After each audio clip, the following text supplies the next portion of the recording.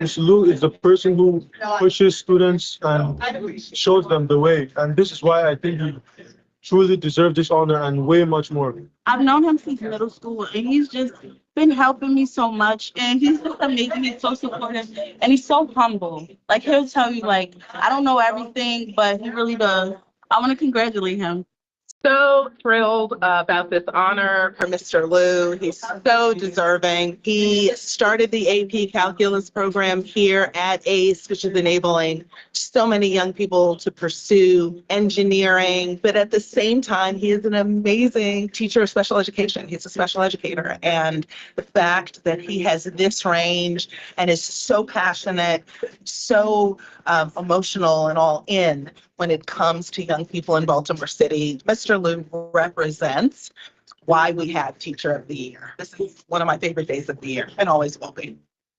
Not enough to say about Mr. Liu. He is truly a teacher that believes in all students. As a special education teacher, also as an AP calculus teacher, he pushes students to as far as it can go. I've been spent all my years here, all my 6 years here at ACE. I've been incredibly blessed to have students who work so hard, and they need us teachers to push them in toward to help reach their success that they want. Our students need a voice.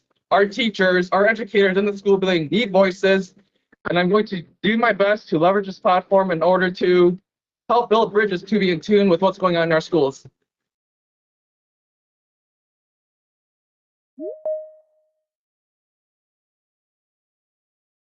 Every day in neighborhoods across Baltimore, students from city schools are dreaming, building, and becoming.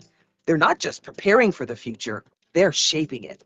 Graduates like Angela Pirali are proof of that.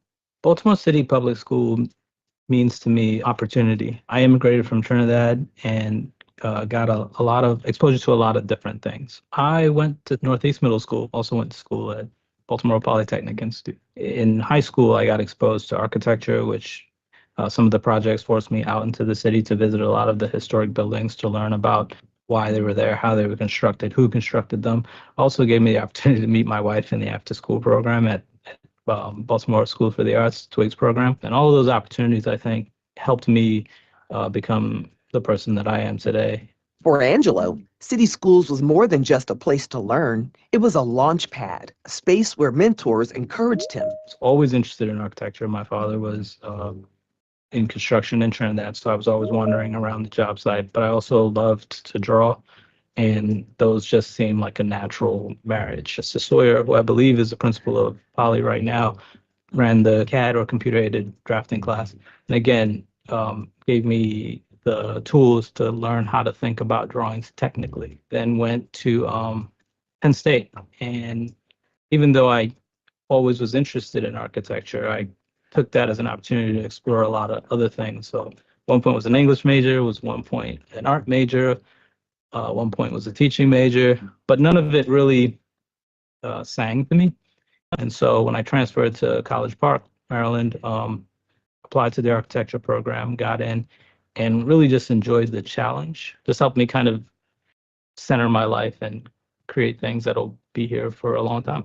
Architecture became more than a possibility. It became a calling.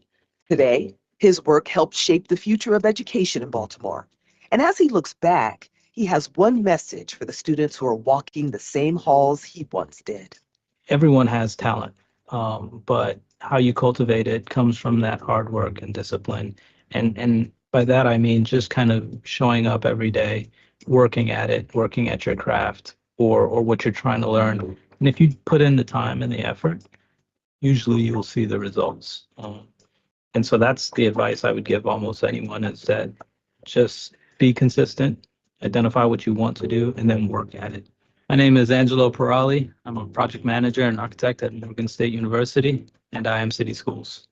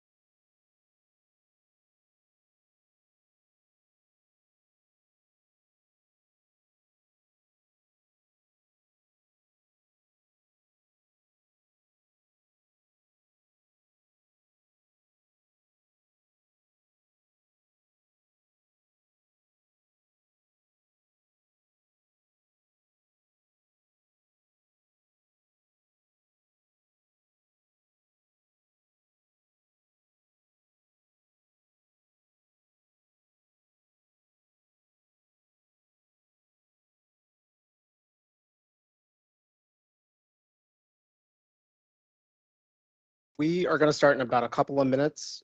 We just have a couple more personnel we're waiting to join us, so we'll holler when we're ready in just a couple of minutes. Thank you for your patience.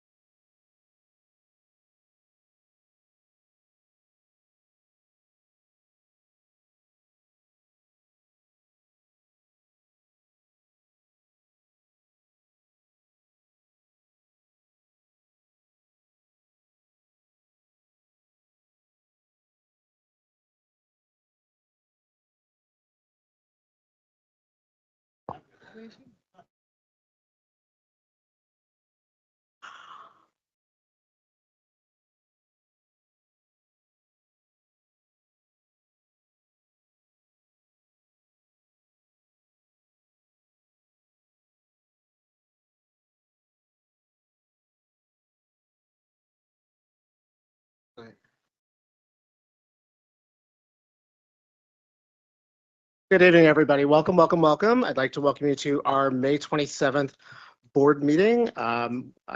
It warms my heart to see just a very full room. We appreciate everybody's participation in joining us this evening. I'm Robert Sally. I'm proud to serve as the board chair here, along with 10 of my additional colleagues, the CEO and her staff this evening.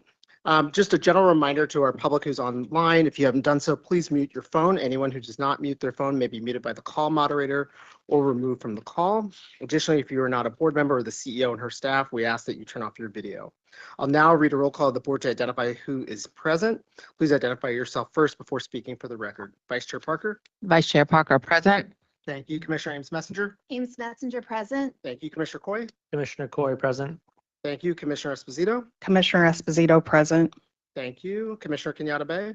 Commissioner Kenyatta Bay, present. Thank you. Commissioner Mohammed. He'll be joining us shortly. Commissioner Redding Lollinger. Commissioner Redding Lallinger, present.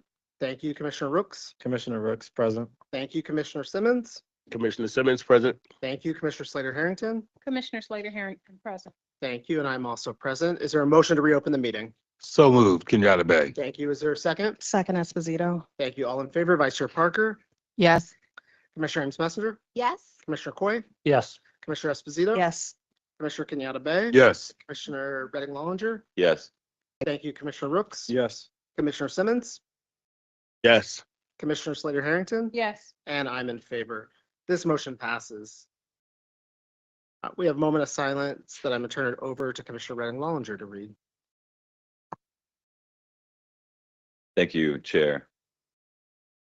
I would like to take the time to recognize the passing of City Schools students. Each of these individuals were a part of our school communities. They will be remembered fondly by the greater City Schools community. Tonight, we send our deepest condolences to their friends and families. We have one tonight, Coppin Academy, Tynell Finch, grade 10. Tynell Finch was a 10th grader at Coppin Academy. He was a respectful and kind student. He loved playing video games and watching videos on his phone. He usually kept to himself, but he started coming out of his shell this year to create meaningful relationships. He was quiet but mighty. He connected with peers around anime and video games like Sonic. Tynell will be missed by his peers and the staff at Coppin Academy. Please join the board for a moment of silence.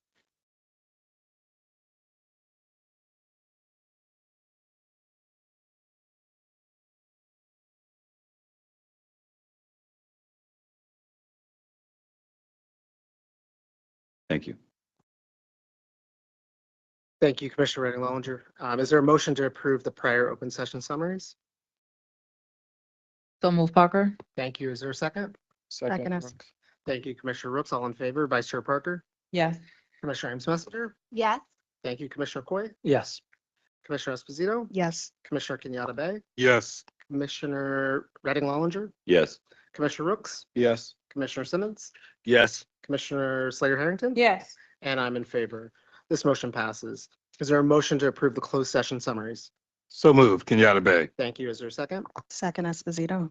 Thank you. All in favor, Vice Chair Parker, Yes. excuse me, Commissioner Ames Messenger. Yes. Thank you, Commissioner Coy. Yes. Thank you, Commissioner Esposito. Yes. Thank you, Commissioner Kenyatta Bay. Yes. Thank you, Commissioner Redding Rollinger. Yes. Thank you, Commissioner Rooks. Yes. Thank you, Commissioner Simmons. Yes. Thank you, Commissioner Slater Harrington. Yes. Thank you. And I am in favor.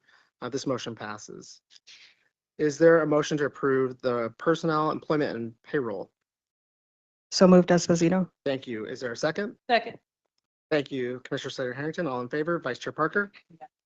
Commissioner Ames Messenger. Yes. Commissioner Coy. Yes. Commissioner Esposito. Yes. Commissioner Kenyatta Bay. Yes. Commissioner Mohammed. Sorry, pardon me. Commissioner Redding Rollinger. Yes. Commissioner Simmons. Yes. Thank you. And Commissioner Slater Harrington. Yes. And I'm in favor. This motion passes. I'll now turn it over to Vice Chair Parker before we begin on the consent agenda this evening. Good evening, everyone. Good to see you all. In February, the board posted a request for proposals seeking a firm to assist us in our national search for the next CEO of Baltimore City Public Schools. Since then, the board has carefully reviewed and evaluated each submitted proposal to find a firm that would best facilitate and manage all search-related administrative services, understand the unique needs of Baltimore City Schools and its community, has the experience in recruiting and evaluating top candidates, and ensures community input included throughout the search process. Tonight, the board will approve the contract for Alma Advisory Group. Alma has a proven track record of successful talent management searches for districts large and small, with a clear focus on equity and diversity. Their customized approach meets the unique context of our district, and their transparent and inclusive community engagement sets them apart in the executive search field. To stay informed about the CEO search, please visit the CEO search webpage on the Baltimore City Schools website. There you will learn more about the 3 phases of the search, our timeline for completion, and how you can get involved with the CEO search process. For questions, concerns, please email us at ceosearch@bcps.k12.md.us. Thank you. So for the public, that's going to be item number 11.01, which is Alma Advisory Group on our agenda this evening. I'll now read the consent agenda. Board colleagues, please let me know if you'd like an item removed, and please state your question for staff. Item 5.01, gifts and donations. Item 5.02, gift and donations 2. Item 5.03, proposal for naming spaces and buildings. Items 5.04, comprehensive educational facilities master plan, known as the CEFMP. Chair, pull for presentation. Thank you so much. Staff, please note that. Item 11.01, Alma Advisory Group. Item 14.01, application software technology.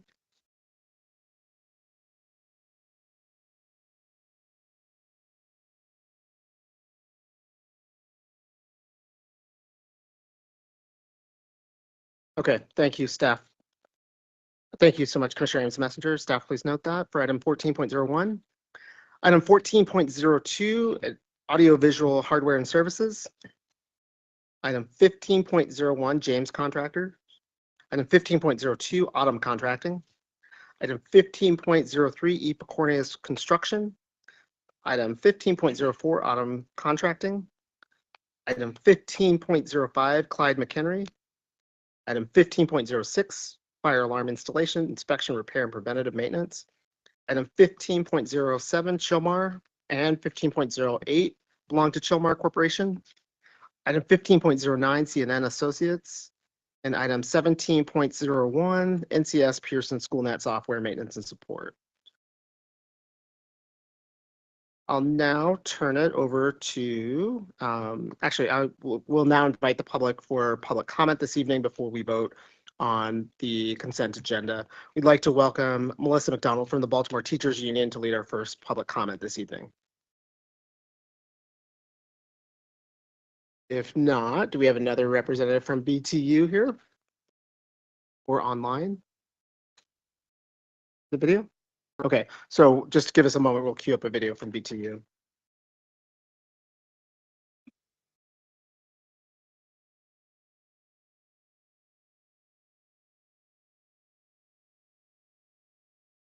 I'm going to skip this if that's okay. We'll come back to that. So item 4.02, this is Special Education Citizens Advisory Committee, Tangi Smith. Welcome, come on forward.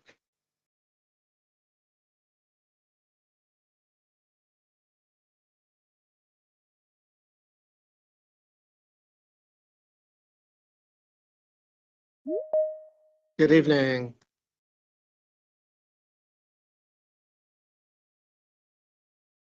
Here? Okay, I'm sorry. I'm the vice chair of the CCAT committee. I had previously held the position of recording secretary. My journey with CCAT began in 2020, the school year of 2020, when I became the recording secretary under Mr. Mike Benoit. Before this, I enjoyed attending the meetings to understand the many aspects of special education. I am a Baltimore City school teacher. I'm a home teacher.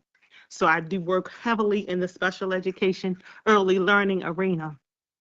But I had enjoyed learning about such things as transition planning for students, transitioning out of high school, and working alongside Ms. Billups, I've gained access to and knowledge about many topics that impact the school system and our students, such as ways to help our children communicate their feelings so they know that they have a voice. I've also had the pleasure of meeting so many people who do so much for our school system to ensure that our children get the best possible education.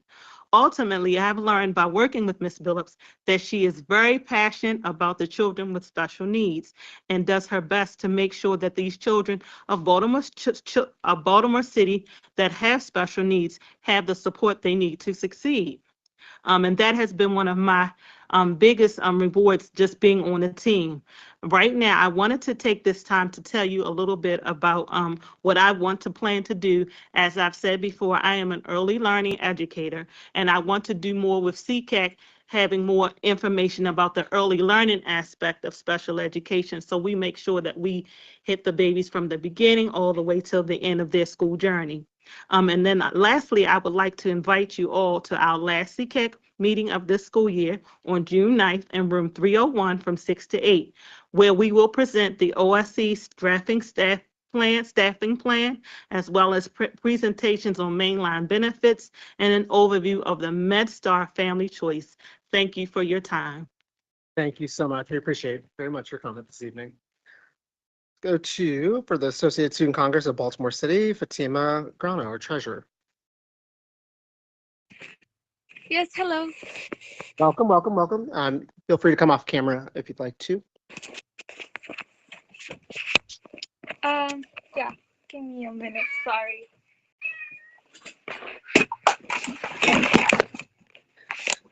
Special guest Kitty is welcome as well.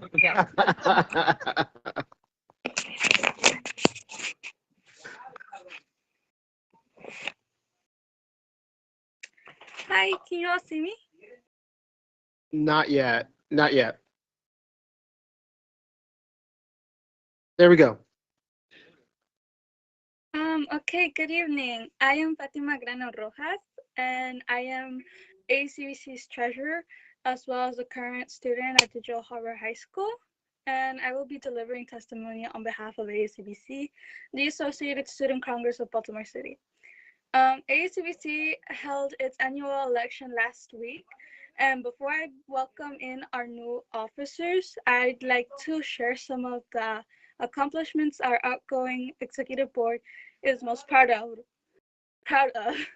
Throughout this year, ACBC has seen growing participation from schools and students across Baltimore. We held our largest General Assembly this winter and brought the largest delegation to the Maryland Association of Student Council Convention.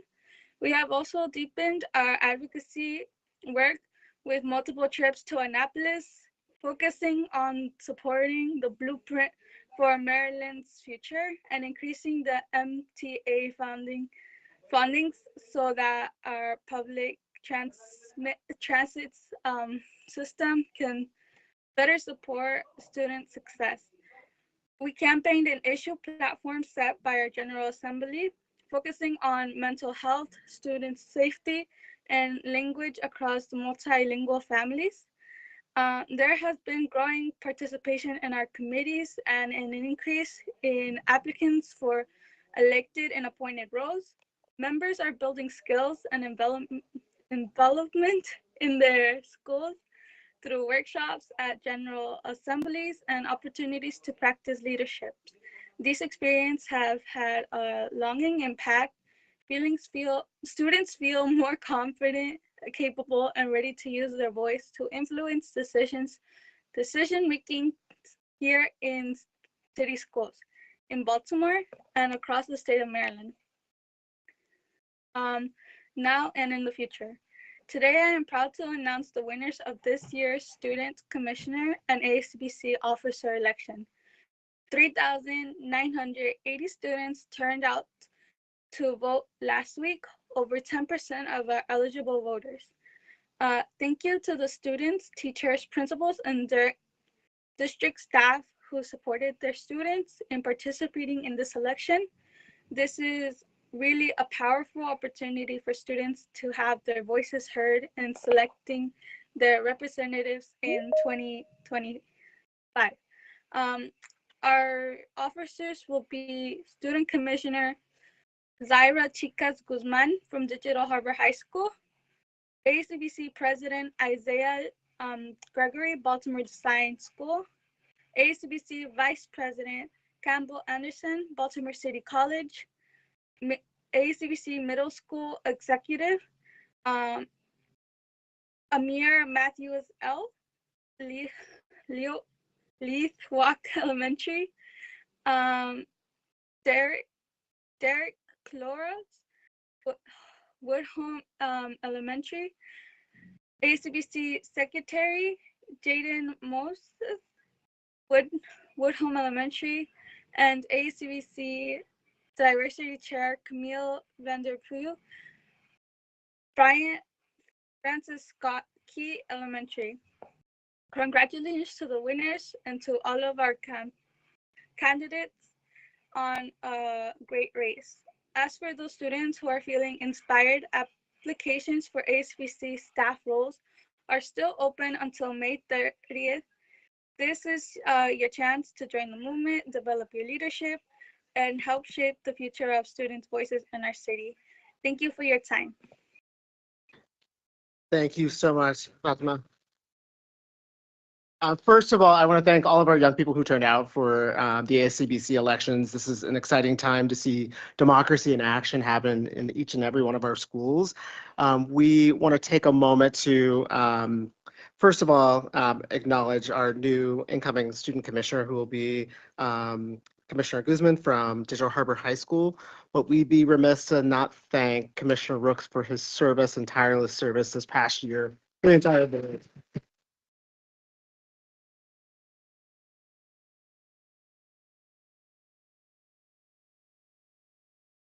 We'll have an opportunity to celebrate his leadership. We look forward in his senior year just to see all what is going to transpire and as he gets ready for the next stage post-secondary. So thank you again, Commissioner Rooks, for your service this past year and beyond.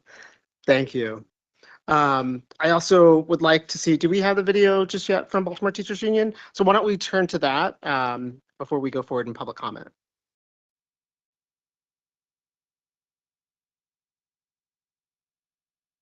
My name is Melissa McDonald, and I'm a middle school vice president for the Baltimore Teachers Union and teach English at Connections.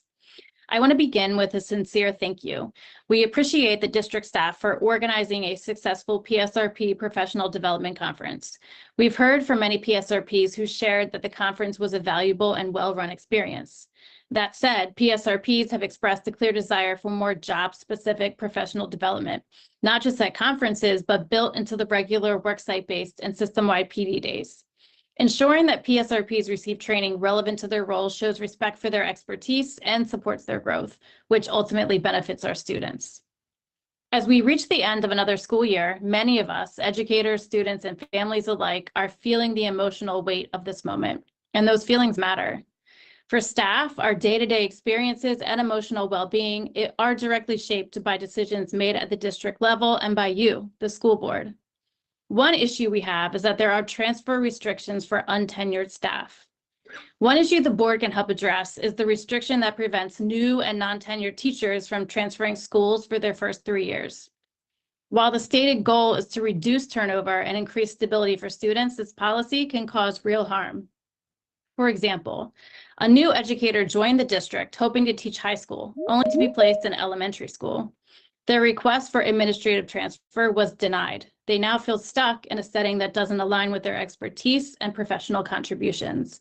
And let's be honest about our district. Not every school environment is supportive. Some lack a strong school culture or suffer from poor leadership. Early career staff frequently report experiencing a minimum standard of support as an early career teacher, disrespect and blame from their principal, or even retaliation. It took the BTU years of organizing just to add language to the contract to protect us against abusive language from administrators. So how do new staff feel under this current policy? Discouraged. The first few years of teaching are already incredibly tough. Being placed in a school that's a poor fit only increases burnout. They also feel trapped. 3 years is a long time to endure a stressful, unsupportive, or mismatched environment. Solution? The contract can be updated during negotiations to allow non-tenured staff to transfer schools. This would be a practical and compassionate change. A second issue is with staffing and hiring practices. Another major concern is the lack of effective and intentional hiring practices. Outside candidates often don't hear back from human capital. I personally know a 15-year veteran educator who applied for an elementary position in August, months when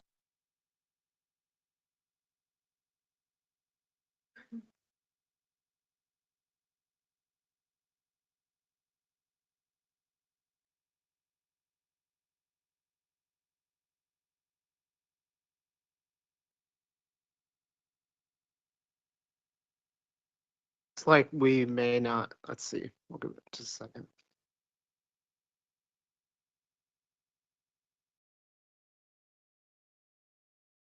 So given that, we'll make sure if we have additional time at the end of public comment to circle back and see if we can get this from unbuffering.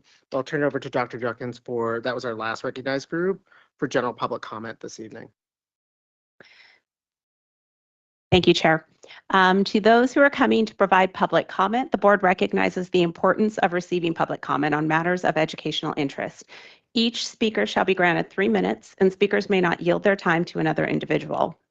Official time will be kept, and at the end of 3 minutes, please conclude your remarks. Reminder to not use the opportunity to air employee grievances or make complaints on behalf of or about specific individuals, students, staff, or family. Comments can be general in nature, but cannot mention a specific individual's name. Speakers must stay on the agenda topic for which they are signed up to speak and may not verbally or personally attack a school system employee or board member. Should speakers stray from this guidance, they will receive a warning to immediately redirect their comments and may have their microphone turned off and a comment stricken from public record. Thank you again for your interest and participation in City Schools education. And we'll move to our first public comment from David Schmidt, BCPSS ELD teacher, and agenda topic is Teen Disengagement Crisis. And this will be commenting live in person. You'll have 3 minutes.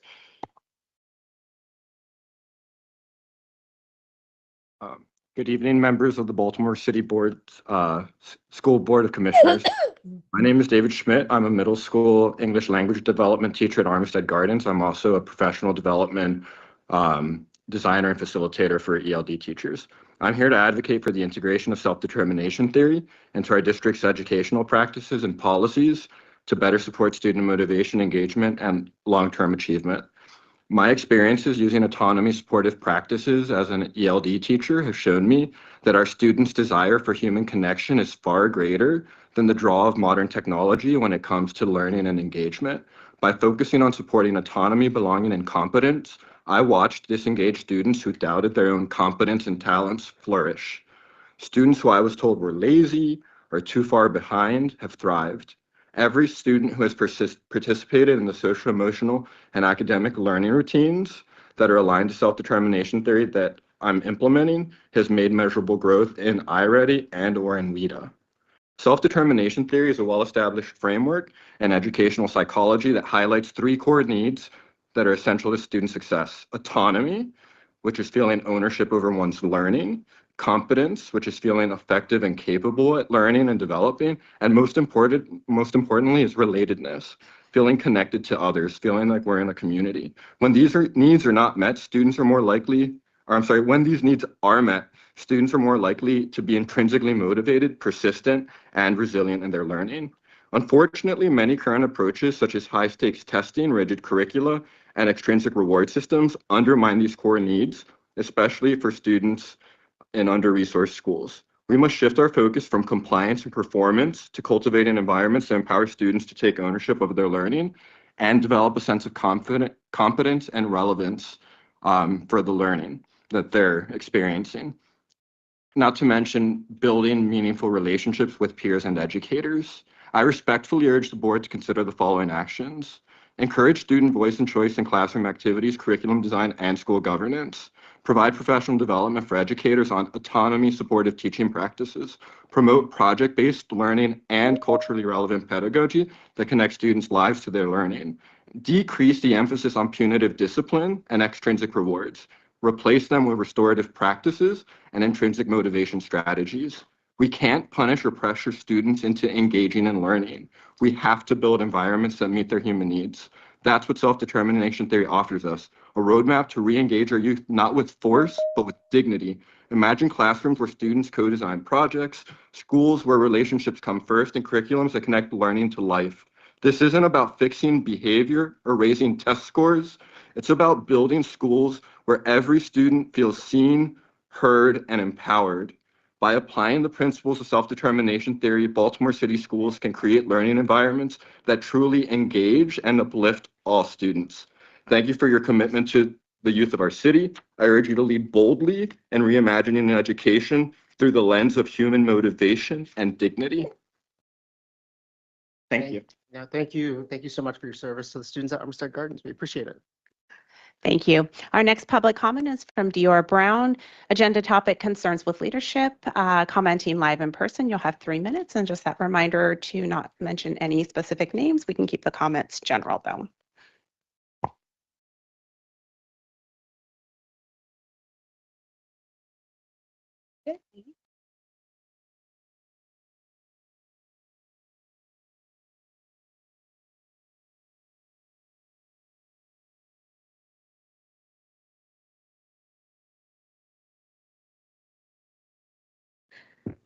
As you mentioned, my name is Dior Brown, and I'm here to speak tonight on behalf of the educators, staff, families, and community members of Waverly Elementary Middle School who are united in one clear message.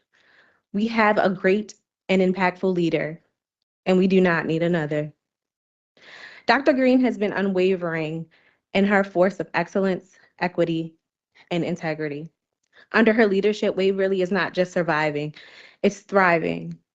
Our literacy data has been on the incline for years. By January of this year, Let me stop. And I do appreciate the public comment. One of the rules of kind of public comment engagement is that we want to make sure that we're not specifically mentioning staff by name in public comment. And so we'll allow public comment if you have comments generally about Waverly, but not about specific staff this evening. over 57% of our K through 5 students were on or above grade level in reading, which is well above the district average of 46%. This level of data-driven instruction and sustained growth does not just happen by accident. It happens by leadership. It happens by a culture being built of accountability, care, and academic excellence. Yet despite all this, we're losing a leader, being reassigned, no explanation, no transparency, and most importantly, no voice given to the educators who live this work every day. The timing also coming after the voluntary transfer window robs us of the ability and the opportunity to make informed career decisions about ourselves. Regardless of what many believe, this is not an opportunity for someone's leadership to be placed in a different setting. This is a political move. And we ask tonight that you look at our results, you listen to our voices, and you honor our truth. We're not here for politics. We're here for our students. And they deserve the continuity and not chaos. They deserve our school leader. Thank you so much.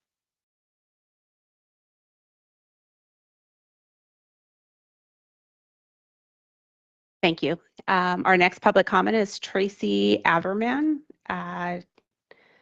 teacher, agenda topic leadership.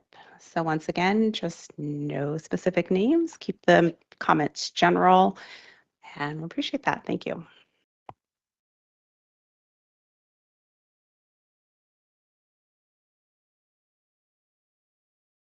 Good evening. My name is Tracy Amberman. I have been a Baltimore City school teacher for 26 years.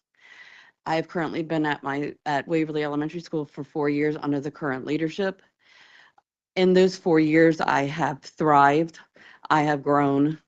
I have pushed my students with the leadership that we have at that school. I strongly feel that you need to reconsider reassigning our leadership that we have there now. She is very impactful to the school. During a crisis, when we lost one of our beloved staff members, she put our needs first and not hers. She was very supportive. She made sure that we had the needs that we had. She's constantly in the halls talking to the students, greeting the students. They all know her name. When the letter came out last week about the reassignment, the kids were in tears, wanting to understand. And as a teacher, I couldn't give them the answers that they needed because as teachers, we don't understand. We were not given a voice. We were not heard. And that is unfair to us. Through her leadership, as Ms. Brown said, we have grown. I have pushed myself to limits that I never knew existed. And I strongly, respectfully ask that you reconsider the decision to move the current leadership. Thank you.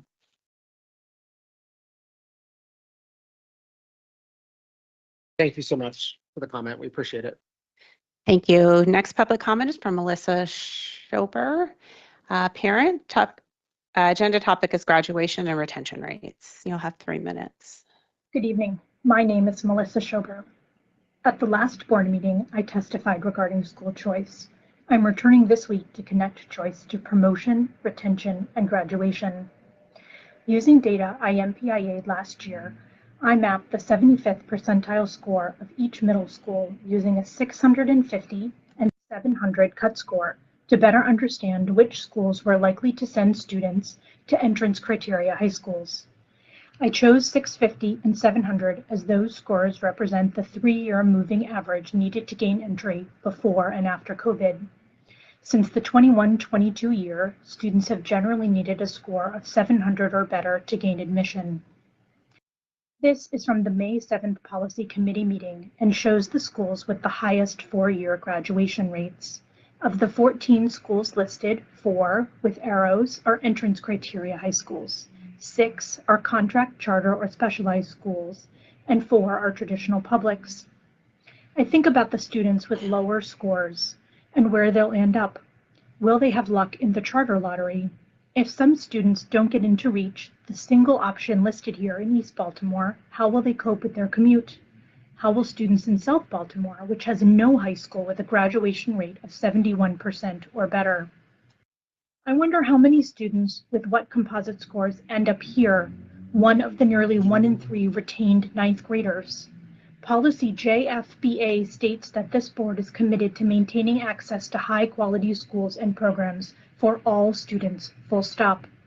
But in practice, it would be more accurate to add some terms and conditions may apply, including a willingness to let your child face a long commute in the dark from unlit and unsheltered stops, and the ability to shell out for the privilege of returning home if they happen to participate in sports or arts or anything else that might keep them past 8 p.m. Once again, I am asking this body to consider the interplay between choice, closure, and equity in its governance of this system to ensure that all young people in all quadrants of the city have access to an excellent high-quality education that is likely to make them college and career ready, and for which they have a practical hope of graduating in 4 years or 5 years. That is what we are asking this body to do. Please take it under advisement for the future. Thank you. Thank you. Our next public comment is from Dr. Kimberly Ferguson, special educator, Waverly, agenda topic, continuity and leadership.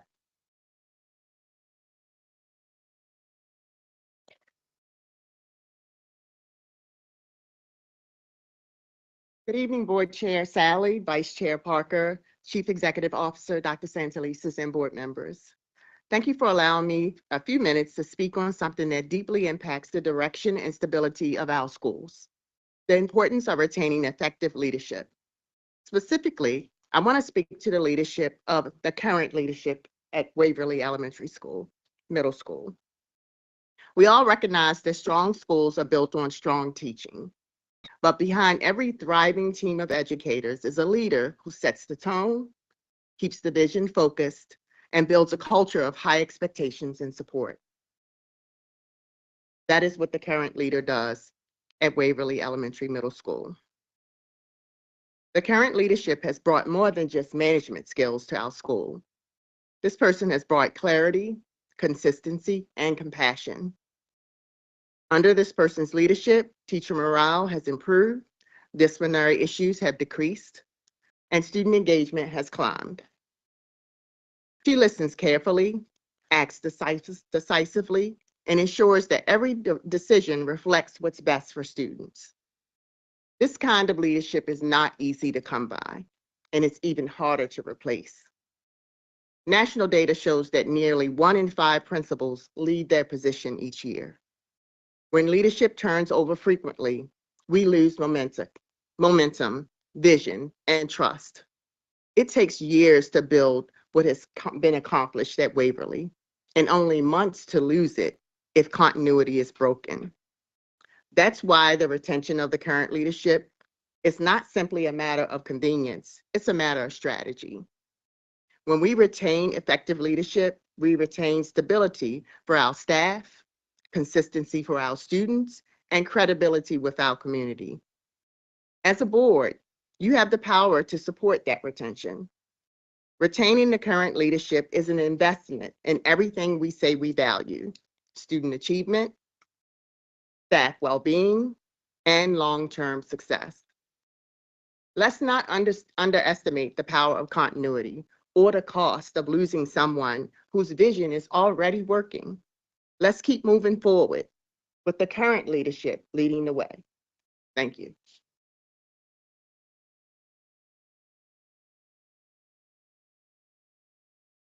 Thank you. Our next public comment is from Timothy Smith II, as he's an educator. Agenda topic, concerns with change in leadership. 3 minutes.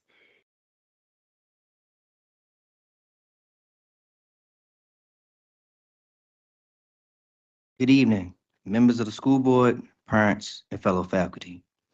My name is Tim Smith, and I'm here tonight not just as staff, but as a witness to transformation. Real meaningful change brought about by our principal, who has been the heart of our school. When our school faced one of its most difficult chapters, a time of loss, uncertainty, and pain, it was our principal who stepped in, not just as an administrator, but as a human being. She brought compassion into every hallway, listened to every concern, and restore the sense of security and belonging that we had feared was lost. She didn't shy away from the hard conversations. Instead, she leaned in, she showed up, and she stayed present. And in that presence, something extraordinary happened. Healing began. Under her leadership, the culture of the school has blossomed. The climate shifted from one of anxiety to one of support and respect. Teachers felt heard. Students felt seen. Parents felt supported.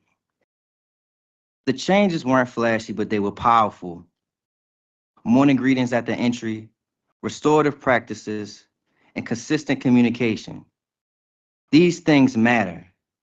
They build a foundation for success, and the results speak for themselves. Test scores are up, attendance is better, but even more important than the data are the stories of students who now look forward to school, of teachers who rediscovered their passion, of families who feel hopeful again. This didn't happen by chance. It happened because of vision, commitment, and a love for the community. To even consider removing our principal now after all she has given and all we've gained feels not only short-sighted, but deeply unjust. Stability in leadership, especially one that fosters trust and excellence, is essential. We need to hold on to what's working. We need to continue building the future our children deserve with our current principal leading the way. So I ask you as a teacher, as someone who has seen what true leadership can do, let's not undo the healing. Let's not halt the progress. Let's stand by our principal just as she stand by our school. I appreciate you for your time. Thank you so much. Thank you. Our next public comment is from John Glatz, teacher, agenda topic leadership.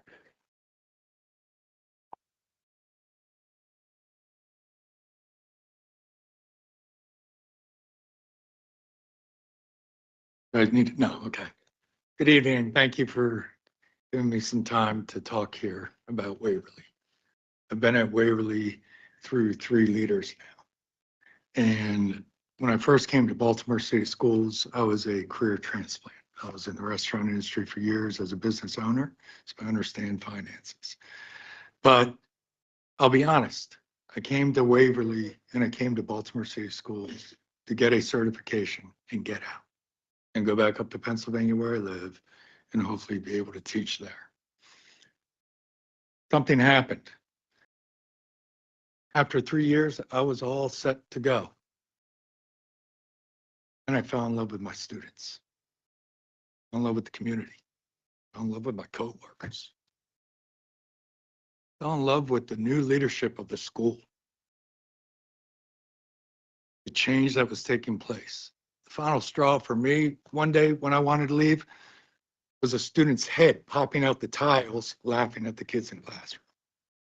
And there was just very little accountability. That all changed. And we've worked our tails off. I feel like Waverly is at the cusp of greatness. We're so close to making 3 stars this past year. We worked so hard, and it's all driven by our leader. She works so hard. She supports us. She's a great mentor. She shares her leadership in us. She holds us accountable. I've been held accountable, but I love her for that because it's made me better. It's made me a better person. It's made me a better teacher and educator. You've already heard we've had tremendous loss. That's not just the only loss we've had. We have another staff member who's now going through terminal cancer. That's just come out. We have another staff member who within this past week is now detained by ICE. These are family members to us, and we can't lose our leader right now. We can't. We need her. She's helping us get through this. We are in a state of low morale from suffering, pain. Please, I beg you, don't take her from us right now. We need her. We need this leadership. We need to be together, to be there for the kids, to help them continue to grow, because through all this pain and suffering, they're still growing. They're learning. They're engaged. They're accountable. They're determined. Please come see it in action. Come walk our halls. It's pretty amazing. It's a special place. Thank you for your time. Wish you all well. Thank you.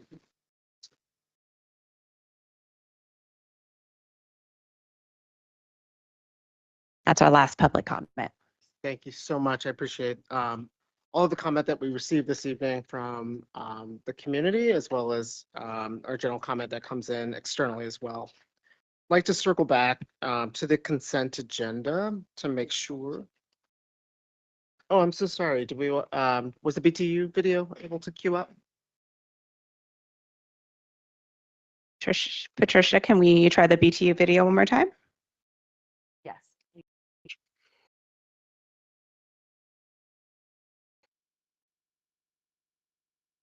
Hello, my name is Melissa McDonald, and I'm a middle school vice president for the Baltimore Teachers Union and Teach English at Connections. I want to begin with a sincere thank you. We appreciate the district staff for organizing a successful PSRP professional development conference. We've heard from many PSRPs who shared that the conference was a valuable and well-run experience.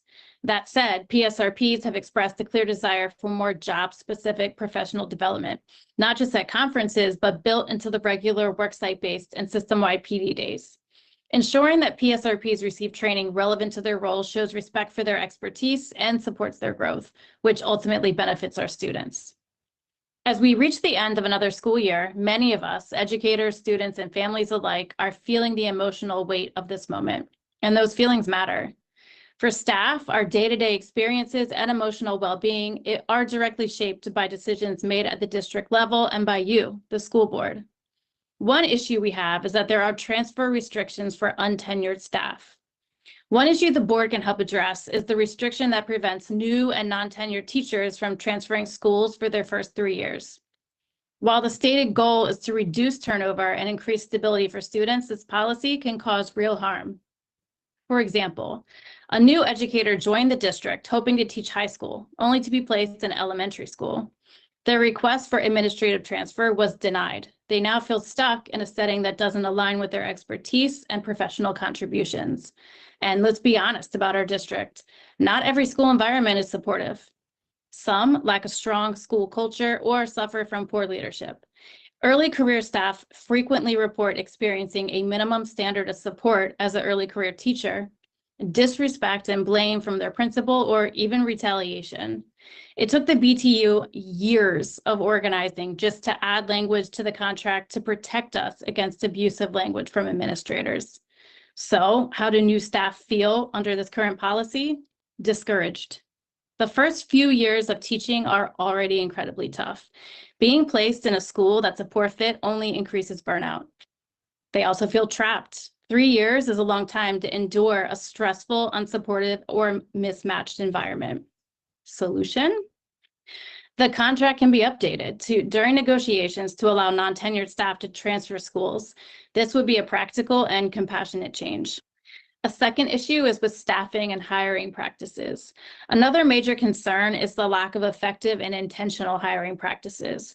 Outside candidates often don't hear back from human capital.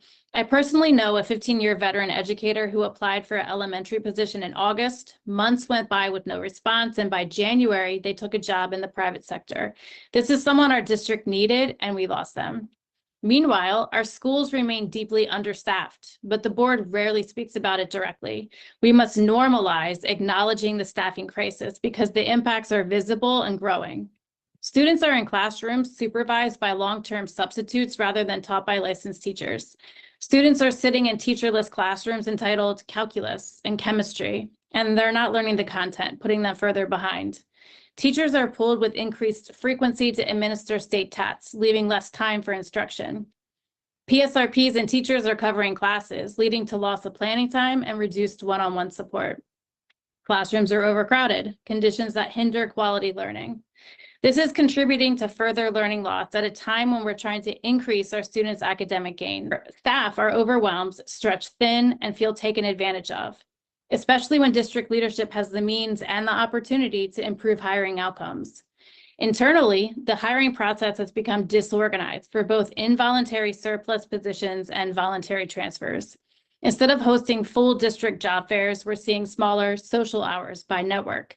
One recently surplus educator attended a human capital social hour event only to find that the schools advertised didn't show up, and the schools that were there had no relevant vacancies.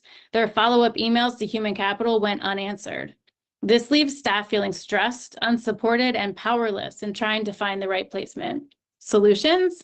1, hold district-wide, well-publicized hiring fairs, inclusive of both external candidates and internal transfers, with full participation from all work sites. 2, partner with the BTU to create a real-time, transparent district-wide vacancy list. This simple logistical fix would help us understand where high and frequent staff turnover is happening and allow us to address vacancies strategically. The union is ready and willing to help with this.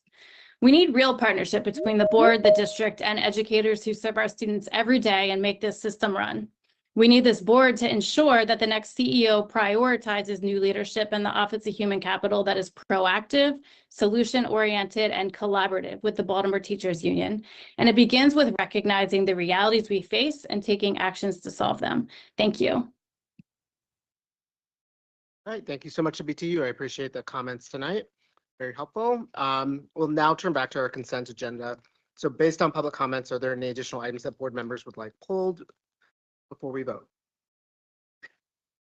14.01? Yeah, 14.01 was pulled. Hearing none, I'll invite Chief Washington and team up for item 5.04 for a presentation on the Comprehensive Educational Facilities Master Plan.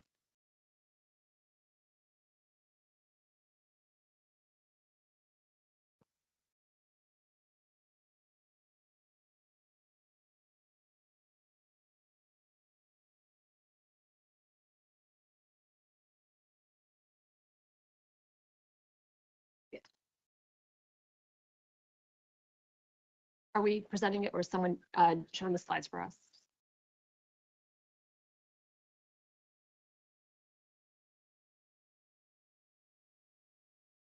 Good evening. My name is Lynette Washington, the Chief Operating Officer. Maureen, give me 1 second. I can queue that up for you. Okay, thank you. Yeah. My name is Maureen Gershberg. I'm the Director of Facilities Planning and Strategy. And tonight we're going to be going over the Comprehensive Educational Facilities Master Plan, also called the CEFMP.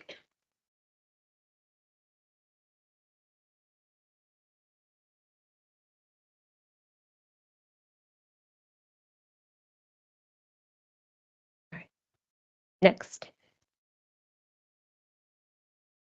The CEFMP aligns with Board Priority 3. Next. So the CEFMP is a state requirement. It's a continuous process where trends are analyzed, captured within the document, and ultimately used to inform district decisions. So while the document itself is a static snapshot, it's really more of a continuous process that we in facilities use to help capture information, analyze it, and then share out with the district. Next. These are the topics we'll be walking through. They cover trends and issues that consistently impact facilities planning. Next. So great news, Baltimore City's population is potentially stabilizing. Though a one-year change is in no way a guarantee that there's going to be a reversal of trends, we're hopeful that at a minimum, the population losses might at least be slowing down and possibly even plateauing. Next. Baltimore City trends are often mirrored by our student enrollment, and we definitely saw that this year with a gain of over 1,000 students. Next. So the biggest factors that have contributed to the trend reversal have been the increasing Latino population and the significantly smaller Black losses that we saw this year. Since about 2015, we've been seeing Black student losses of about 1,800 students each year. And so it was significantly less this year where it was only 474. So those two factors coupled together were the driving reason why we saw that population increase this year. This map is one of my favorites since it helps demonstrate the inconsistent demographic patterns we have in Baltimore City. We'll get into district-wide data points later when we discuss utilization, but we often have excess seats where they're not needed the most. And so that's something that we're constantly having to look at and analyze to see how we can best address the needs of the city. Baltimore City has had significant demographic shifts since the 1960s, which is a very rough average of when most of our buildings were built. Next. This graph demonstrates the historical inverse relationship between the Black and Latino student enrollment. So you'll see that pink band of Latino enrollment increasing over time, and that darker blue on the bottom decreasing over time. However, we did see a change this year where the Black population really more plateaued instead of continual decrease. Next. Here's a map showing our Latino students.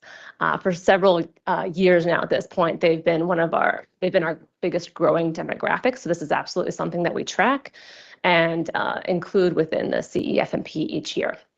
You're going to see a very similar pattern with several of our maps throughout the presentation, where you see these pockets happening in the South, in the Southeast, in the Northwest. And then the inverse of that, seeing like lower utilization, less need in areas where it is emptying out in the city. So it's just a pattern that you're going to be seeing throughout. Next. One of the state requirements for the CEFMP is 10-year enrollment projections. Previously, when we were losing kids each year, we had losses of about 5,000 students each 10 years out. Because this year we increased in our enrollment, we don't have as much of a decrease planned. It's only been 1 year of gain, so we can't say 10 years out we're going to be increasing. We can't say that yet, but we have only anticipated a 3,000 student loss over 10 years compared to the prior losses of 5,000. So that is something different with this year's enrollment projections. And it's our hope that with the next few years, we'll have increased stabilization and potentially those projections might eventually go up. We look at birth rates as part of the projections since they help inform kindergarten projections. The big takeaways on this are that people have been having less kids now for years, and that is a nationwide trend, but our K enrollment went up. Common sense would say less births equals less kindergartners, but we know the large number of Latino students migrating into the city have had an even stronger effect than the lower births from 5 years ago. So this graph shows Baltimore City births in the red line, and then the corresponding K enrollment 5 years later. One of the things that we do want to note here on this graph, you'll see where that dotted line is. That's where we are currently. You'll see the red line plateaus out for 1 more year, and then it declines.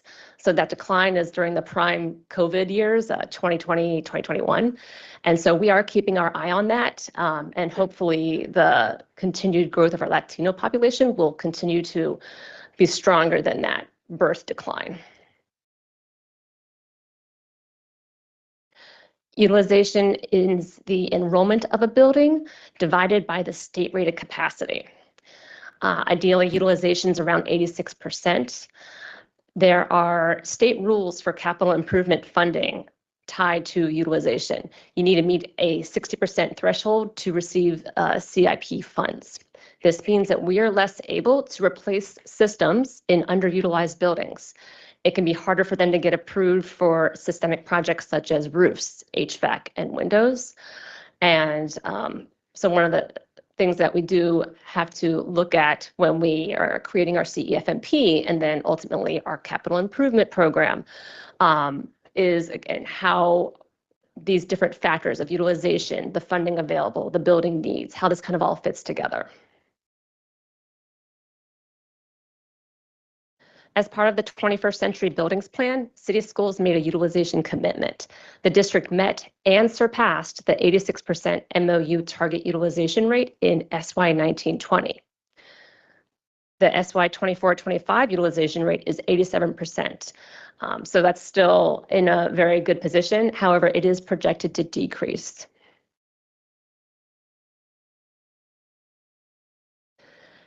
This chart shows the percentage of seats by grade band. Keep in mind that buildings come in all different sizes, so the 41 elementary schools have a smaller footprint than our 19 high schools. Next slide.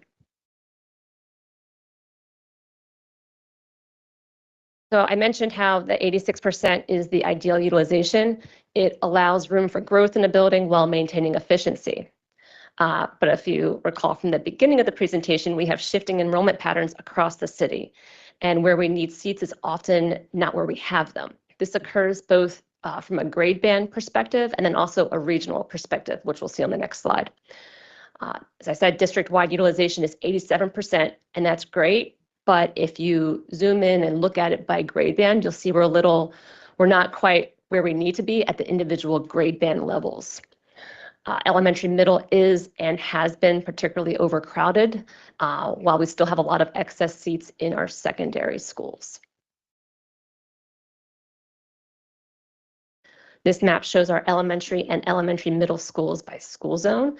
The over and undercrowding aligns with our Latino map and then also our population increase-decrease map. So that blue pocket you see is West Baltimore, and that's where we've been seeing a lot of our population losses over the years.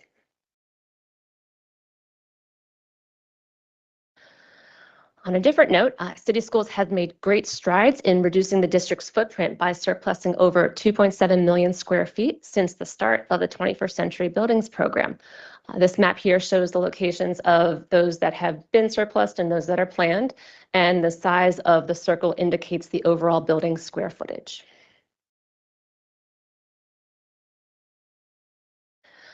Determining the number of seats needed in a specific school zone or geographic area in a choice district can be hard. The K-5 out-of-zone rate for SY 24-25 was 45%. So if we break that down, that 45%, about half of those out-of-zone kids are attending a charter or they're in specialized programming, or maybe they might be homeless. But the other half of that 45%, they don't fall into any of those categories. Those are families choosing to exercise their right of choice. And so we often get questions, or we might get feedback like, oh, you didn't build this school big enough, or some other reason along those lines. And while we look at developments and we look at enrollment trends, sometimes within a choice district, it can, students exercising their choice can make it a little hard to plan. So our office does work with the city to ensure we're aware of any developments that come online and could potentially bring more students to a specific school. In Baltimore, new developments rarely yield new students coming into the district. If they attract new families at all, they're often being poached from somewhere else in the district. The big developments that are on our radar are Keys Point and Perkins Somerset Old Town. Keys Point is the next phase of an existing development owned by the Housing Authority of Baltimore City, HABC. There's already students who live in phase 1, which is in the Hollibird zone. The new development is in the Graceland zone, which is right next to it, and this is in Southeast Baltimore. It's the teal dot over to the right. If folks recall, as part of the annual review board approved decision this past January, the Southeast building is going to be retained within the district portfolio. The amount of overcrowding in this part of the city is quite significant. And so when we look at information around buildings and seats that are needed, we're looking at, again, the current overcrowding, current trends, then also new developments that come online that might be further increasing that overcrowdedness. The other development that is high on our radar is the Perkins Somerset Old Town. That's tied to the redevelopment of the Perkins Somerset Old Town development and the new City Springs building. So we do have enough seats for that development, but we are keeping an eye on the timing of that given when the housing comes online and when the new building will be ready. Next slide. The current maintenance and capital budget is approximately $375 million less than what is needed. This means we're constantly having to make difficult decisions on what we can do and what we must postpone from a facilities perspective. And unfortunately, the amount we have received historically is slated to decrease due to state changes around healthy school facility funding for FY27 and going forward.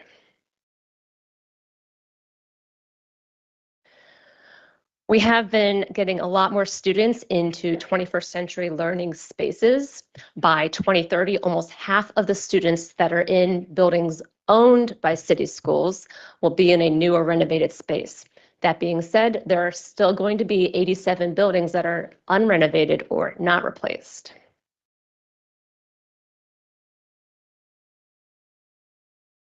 A new addition to the CEFMP this year is the non-academic consolidation plan.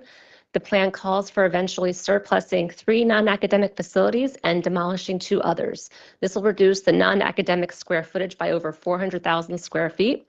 That's equivalent to about 2 Forest Park high schools. However, please note that except for some minor movements at this point, the plan's on pause due to financial constraints caused by the loss of federal funding. And I always like to end our presentation with a plug for our dashboard. Please check it out. We have a lot of interactive maps, and we have PDFs of the individual chapters and appendices as well. Thank you so much, Maureen and Chief Washington. I'm going to pause just for a minute because I know there's going to be a lot of interest in the presentation and how that really affects the work of the board. But I want to make sure that we have an opportunity because we have young people here who have just some exciting things that they've engaged in. I want to turn over to Dr. Centellisas to lead us through something, if that's okay. And then we'll come back for this particular presentation. So I'll have you guys retrench for a little bit and then we'll welcome you back. Thank you. Thank you both, and I appreciate that. Thank you, Chair.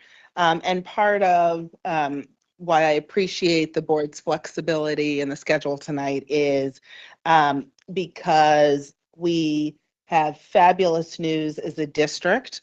I will say that I was on my way on a plane back from California with some of our team members who are at a Wallace conference, and there was a bunch of hubbub getting on the plane. And I realized that there were dignitaries getting on this plane back to Baltimore.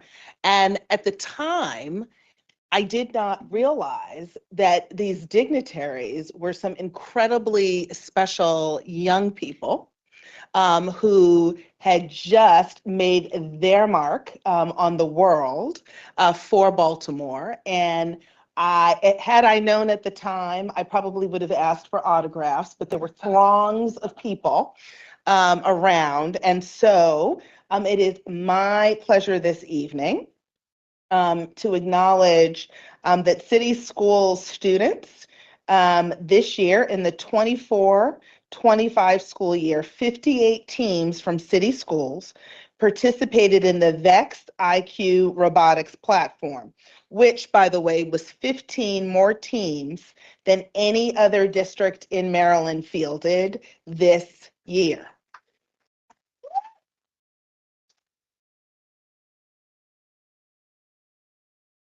So our longstanding investment in robotics continues to pay off, and 5 City Schools elementary level teams finished in the top 10 teams in the Maryland state standings. Now we have some pictures. 2 weeks ago, 4 teams of City School students competed in the World Robotics Championship in Dallas, Texas, representing Baltimore Polytechnic, JROTC, Furman Templeton Preparatory Academy, Arlington Elementary School, and Commodore John Rogers Elementary Middle School. Tonight, it is my great pleasure to recognize those dignitaries that I met or got to see boarding the plane in all of their glory. The Commodore John Rogers Robotics team, who made history by becoming the first Baltimore City Public Schools team to win a World Championship trophy at the 2025 VEX Robotics World Championship. Woo!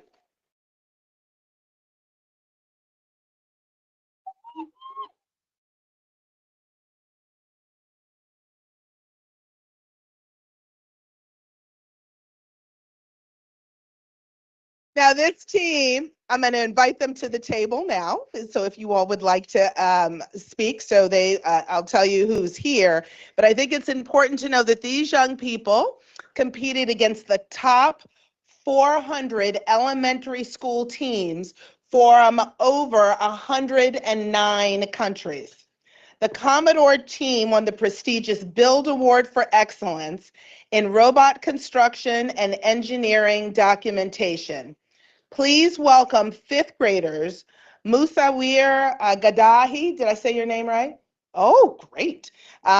Bryson Jackson. Did I say that right, Bryson? Okay. And James Tidwell. Oh, thank you, James. Appreciate that. Along with fourth grader, Cenas Nolan, who has a fabulous mommy, in addition to also being fabulous himself, accompanied by their coaches, Jamie Cassimere, Mike Renard, and Ben Tidwell, as well as Principal Mark Martin. Congratulations.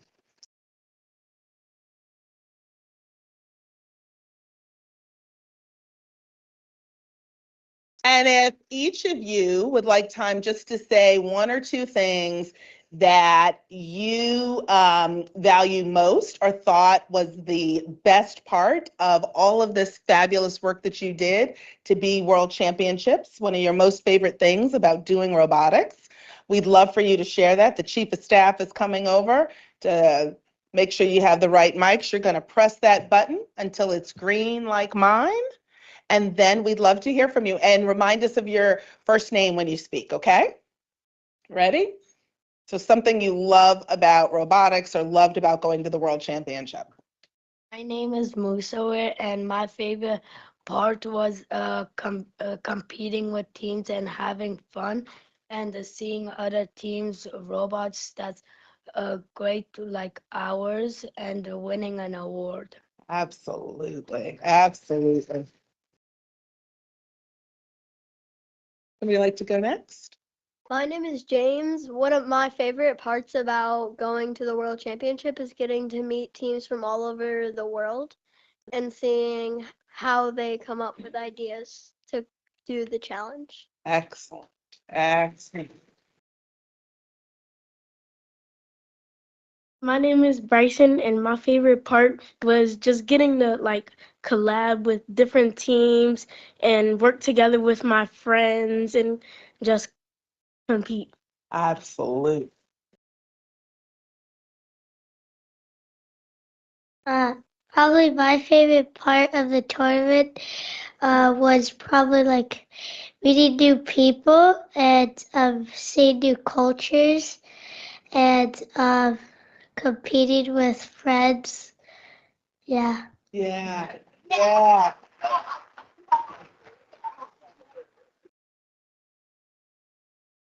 So we are so proud of you here in Baltimore. You all represented not only yourselves and your families and your amazing teachers and coaches, but you represented all of Baltimore City.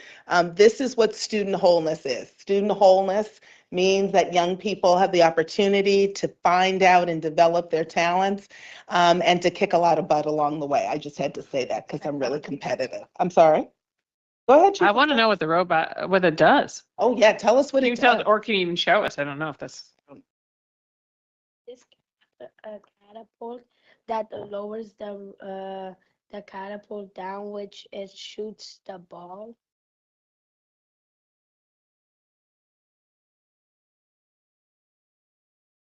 It shoots, and we have this intake that rolls the ball.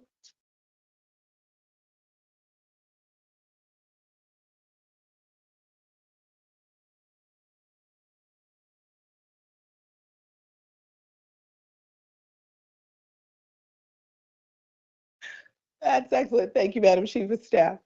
So that we know, because I could tell you, I could never have built that. So I'm very impressed. In honor of your record-breaking achievement, we would also like to present each team member with a special gift. The free Nove Ultimate Starter Kit for the Raspberry, you can tell I am not robotics, Pico 2W. The board features dual-core Cortex M33 and RISC-V microcontrollers, giving you powerful performance to explore projects. Now, I don't know what any of that means, very honestly, but I am told it's a complete hands-on learning package for anyone interested in programming or robotics. We want you to accept them. We have them for you. With our congratulations and our thanks for the great honor you have brought to your school and to all of Baltimore City. Congratulations, everyone.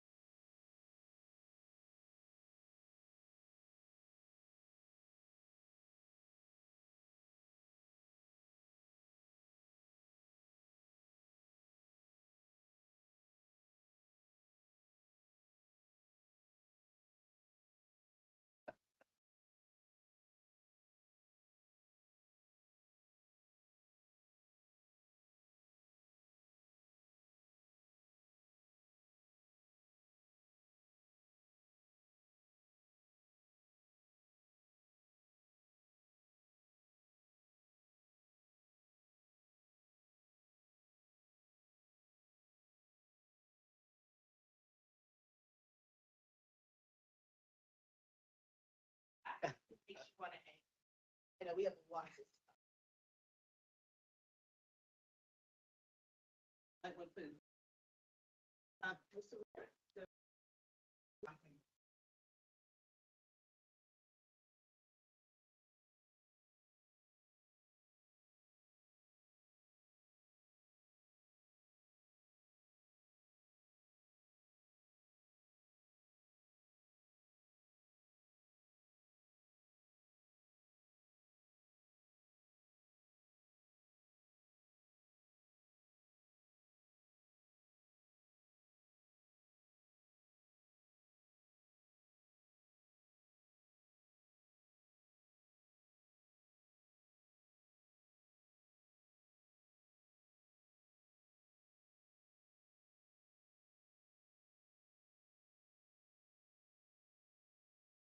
Give them one more round.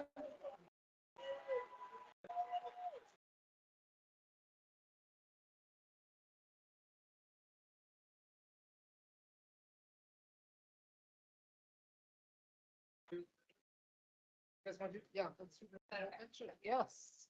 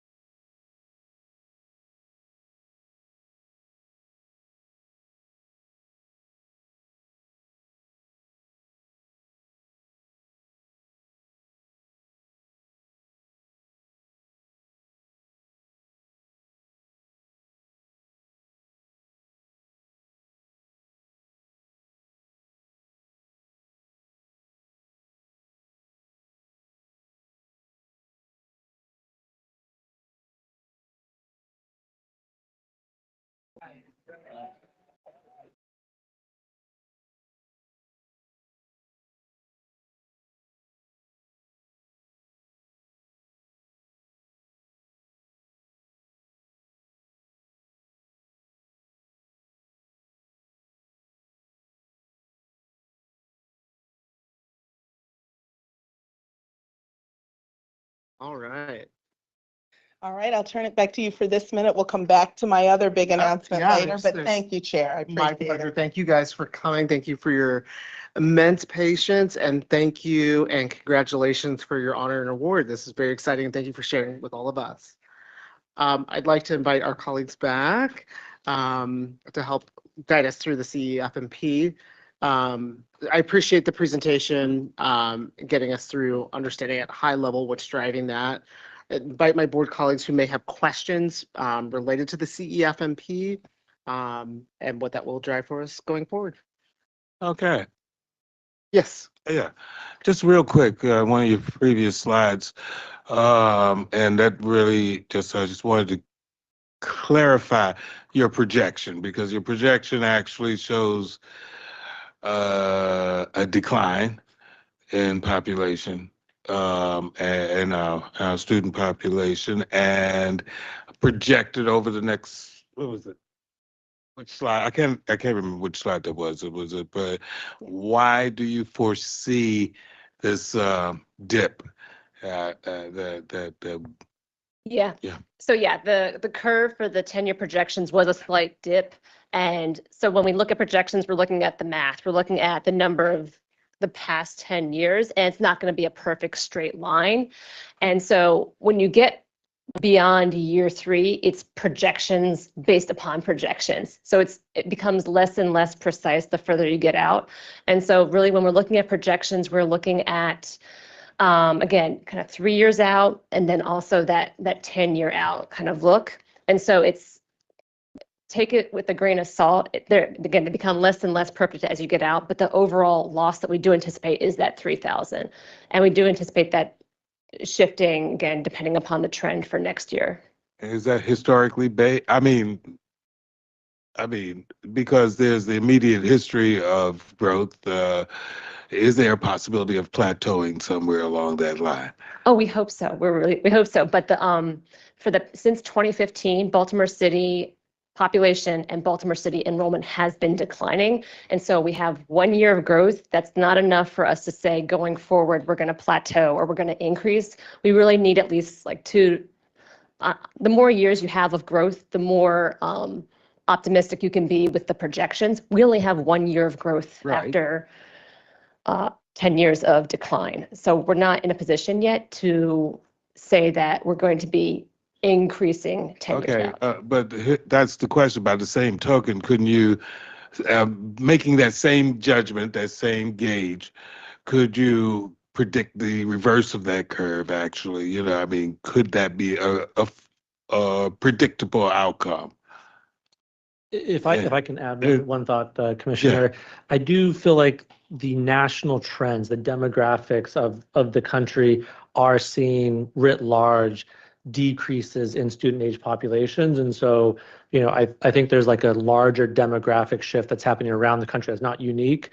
So I do feel like the projections of decline are what we would expect. And the fact that this past year we've seen that increase, I think is a, as you pointed out, like it's not a predictable plateau yet, but I do feel like it's a really important factor for us to look at and say and consider. And as you've highlighted, the changing demographics of the district are something that we are, I think, as a board needing to be really attuned to. And it's why I know there has been investments made, including in a study around the demographics of our district. And I look forward to, I know as many others, to the conclusion of that study. But I think as a board, we do need to look at and think through the budgetary implications and the ways in which we should be investing, especially multilingual. And I know, Commissioner, your history, especially in that, just speaks to personal experience along those lines. So I love your optimism about like, can we project increases? But I do think it is the more expected to see the decline, and I would like for us to see those increases, right? If that's what you're sort of speaking to. Yeah, often you get what you expect. And maybe a little bit of the point here is like we should be really working hard to have outreach, to have to be very welcoming. Like the more that we are good at receiving, the more that we'll receive, right? And so I think those investments that have been contemplated, and that's where the CMFP, I think, speaks to, is like, how are we perceiving what we can expect, and then how are we acting in accordance with that? Yeah, no, I would say Maureen is always our go-to when it comes to looking into the future in terms of the projection around population. And she's very diligent, and I think rightly is a great throttle to some of my enthusiasm that might be more akin to what you're describing, because I think it's important when we're talking about buildings and space to really have that balance. And so to make sure that we are really taking that into account. I think there's a part B plus, right, to this conversation, which is the work that we have to do to get a tighter, for lack of a better term, fix on our market. And I actually was having a conversation last week in DC with a number of school districts that had become far more refined in pinpointing which schools had the bigger draw.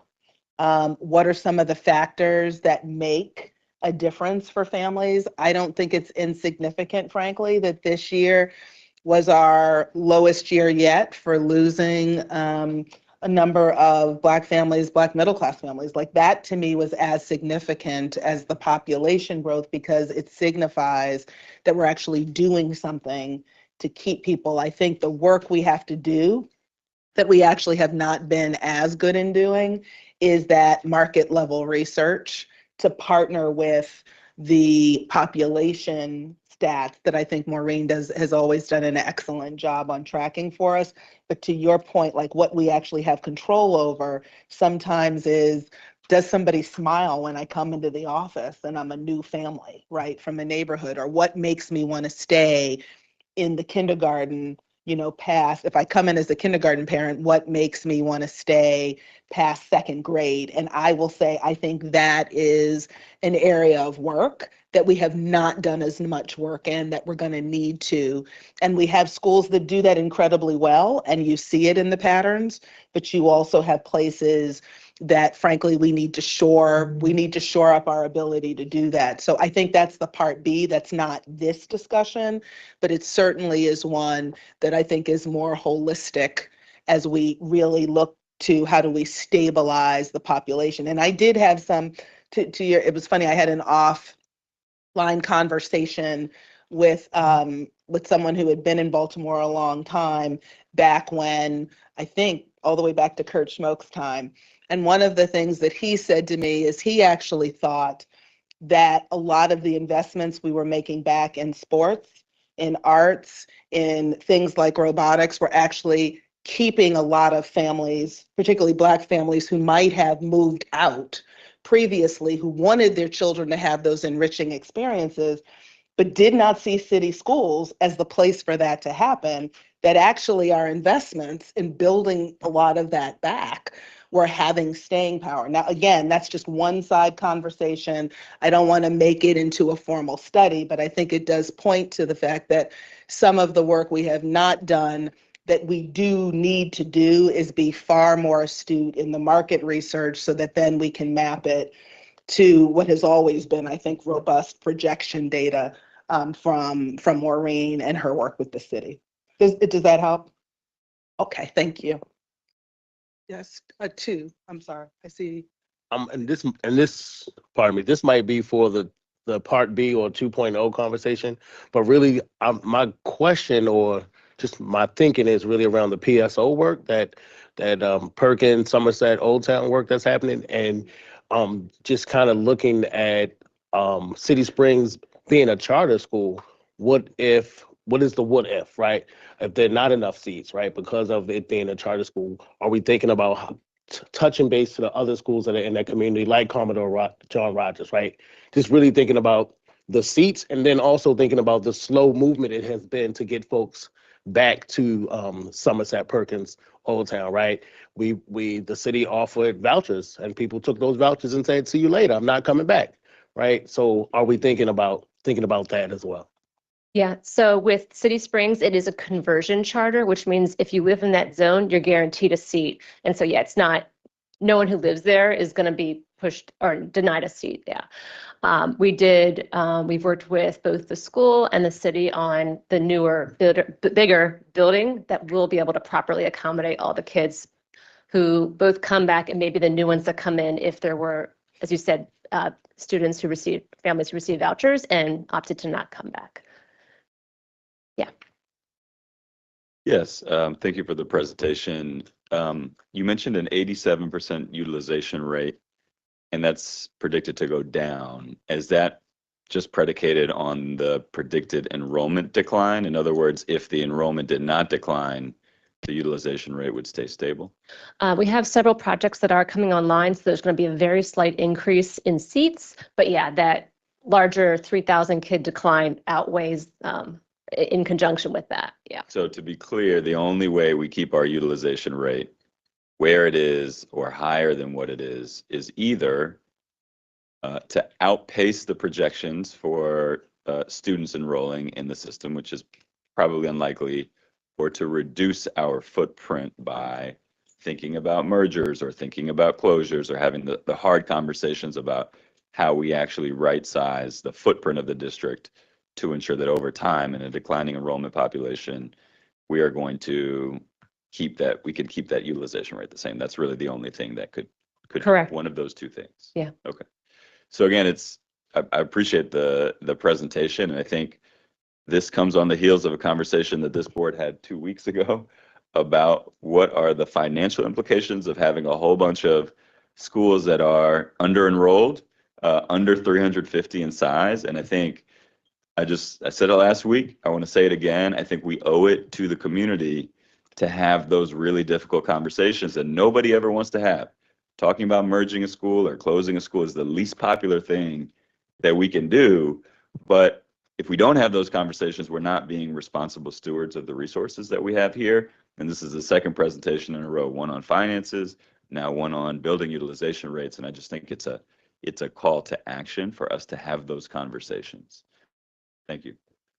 Yeah, and Commissioner Redding Laundrie, just want to underscore exactly this point that you're making, which we as a board, while this presentation is today in front of us, and obviously this document needs to go through a process up to the state, that this really is a dialogue over time, and that as we are going into next school year, as we're referring back to this document, back to these projections, back to the historical data that is in here, it is such an important conversation that we as a board are having. And I do think there's been so much progress that has been made in our operations of the facilities where our students learn, and so coupling both those hard forward-facing decisions with also, I do think we should take time, over this next year, especially to just think back to where we were 9 years ago from a facilities perspective. And, frankly, just underscoring, Dr. Stanley says, your leadership, your team in making a lot of hard decisions and recommendations, very much in line with what you're speaking to, Commissioner Redding Lollinger. And I do think the board has a duty and obligation of care to think forward at this moment. So just underscoring that point that you're making. Good evening. So I want to highlight a couple of questions. Some of them were asked, and I think and they were answered, but I think for the sake of the community and transparency, there are going to be some that I ask again.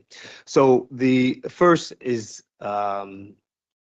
just around I think I want to start off with where we're losing students, because we're talking about losing students, but getting into the details of where we're losing students is really important. We are losing African-American students, and there are areas of growth and areas of decline, but the area of decline is with African-American students.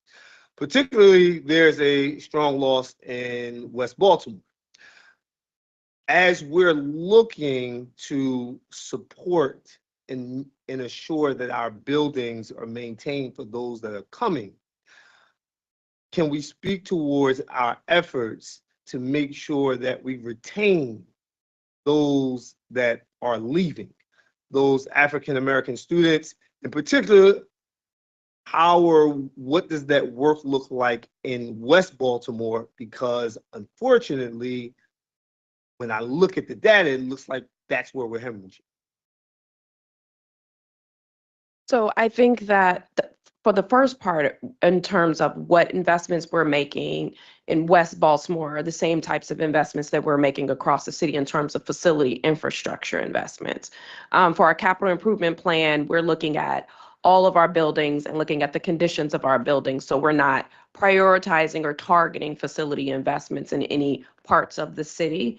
I think for your the second question, it's that part B, right, about what's happening in West Baltimore. I will say that, you know, Maureen can speak to it. We are losing population also in West Baltimore too, which could be contributing to why there's a decline in our student enrollment and our student population in West Baltimore. Did you want to speak to that? No, there we go. Sorry, that's spot on. And then I just also want to highlight a lot of the 21st century work that happened in West Baltimore. There were a lot of difficult closures and mergers that happened, but it was also to be able to get the students over there, brand new facilities. So there was a number of improvements and new buildings that did occur in those areas where we did see the population decline. I appreciate that. And I raised that as you are doing the hard work. You're doing the hard lift, and you're doing an amazing job to ensure that we have clarity on how to move forward. But when issues like this come about, some of these issues are not, we can't lean on our school staff to be able to fix. They are larger than us. So my call then is to our board and leadership to really look at how we partner with our city to be able to address this concern. This is a concern that is going to impact us as a district and going to have a large impact on our students as a whole. If I'm correct, there are particular areas that you identified that we're going to be overpopulated in. Can you speak towards those areas that we're going to be overpopulated in? Yeah. So the areas where we're seeing a lot of increased enrollment and shortage of seats is aligns with where we're seeing a lot of our Latino growth. So that's South Baltimore, that's Southeast Baltimore, and then also in Northwest Baltimore. And so some of the facility planning surrounding that work includes some CIP, capital improvement program projects that are currently underway. So Armistead Gardens in Southeast Baltimore, Marie G. Faring in South Baltimore, and even beyond that, we have several projects in the queue that aren't funded yet, but it's on our plan, our long-term plan on how we can address the need for seats in those areas, including, as I mentioned, the Southeast building, which is where Commodore John Rogers is actually currently swinging. We'll be retaining that building to serve that area of the city. Between Rura, Holabird, and Graceland, the overcrowding alone in those three schools could fill a school. So unfortunately, with construction projects, it is a long game. We can't just make seats appear overnight. We have some projects that have taken 10 years to get done. And so it's often a difficult balance between getting to the end goal and where you're starting. I appreciate it. One last question before I pass it to you, Chair. Regarding academic and enrollment alignment, with our long-term facility decisions, how are we incorporating where we're looking to be able to bolster the enrollment? How are we incorporating CTE? How are we incorporating multilingual programming, and particularly important for me, middle school algebra in areas like West Baltimore to assure that our buildings and our programs are attractive to those to want to, because we are school choice, to be able to bring some of that population to West Baltimore. So when we have a major project, we have a document called the Educational Specifications, and it basically outlines the programming that's going to be needed at that school. And so that's where you might see specific spaces such as CTE. It might call for a baking lab or a Cisco lab. And so when we have new projects that come online that have those types of spaces, we work with both the CTE department and then the schools themselves to make sure we're capturing all of that specific programming and all the needs, the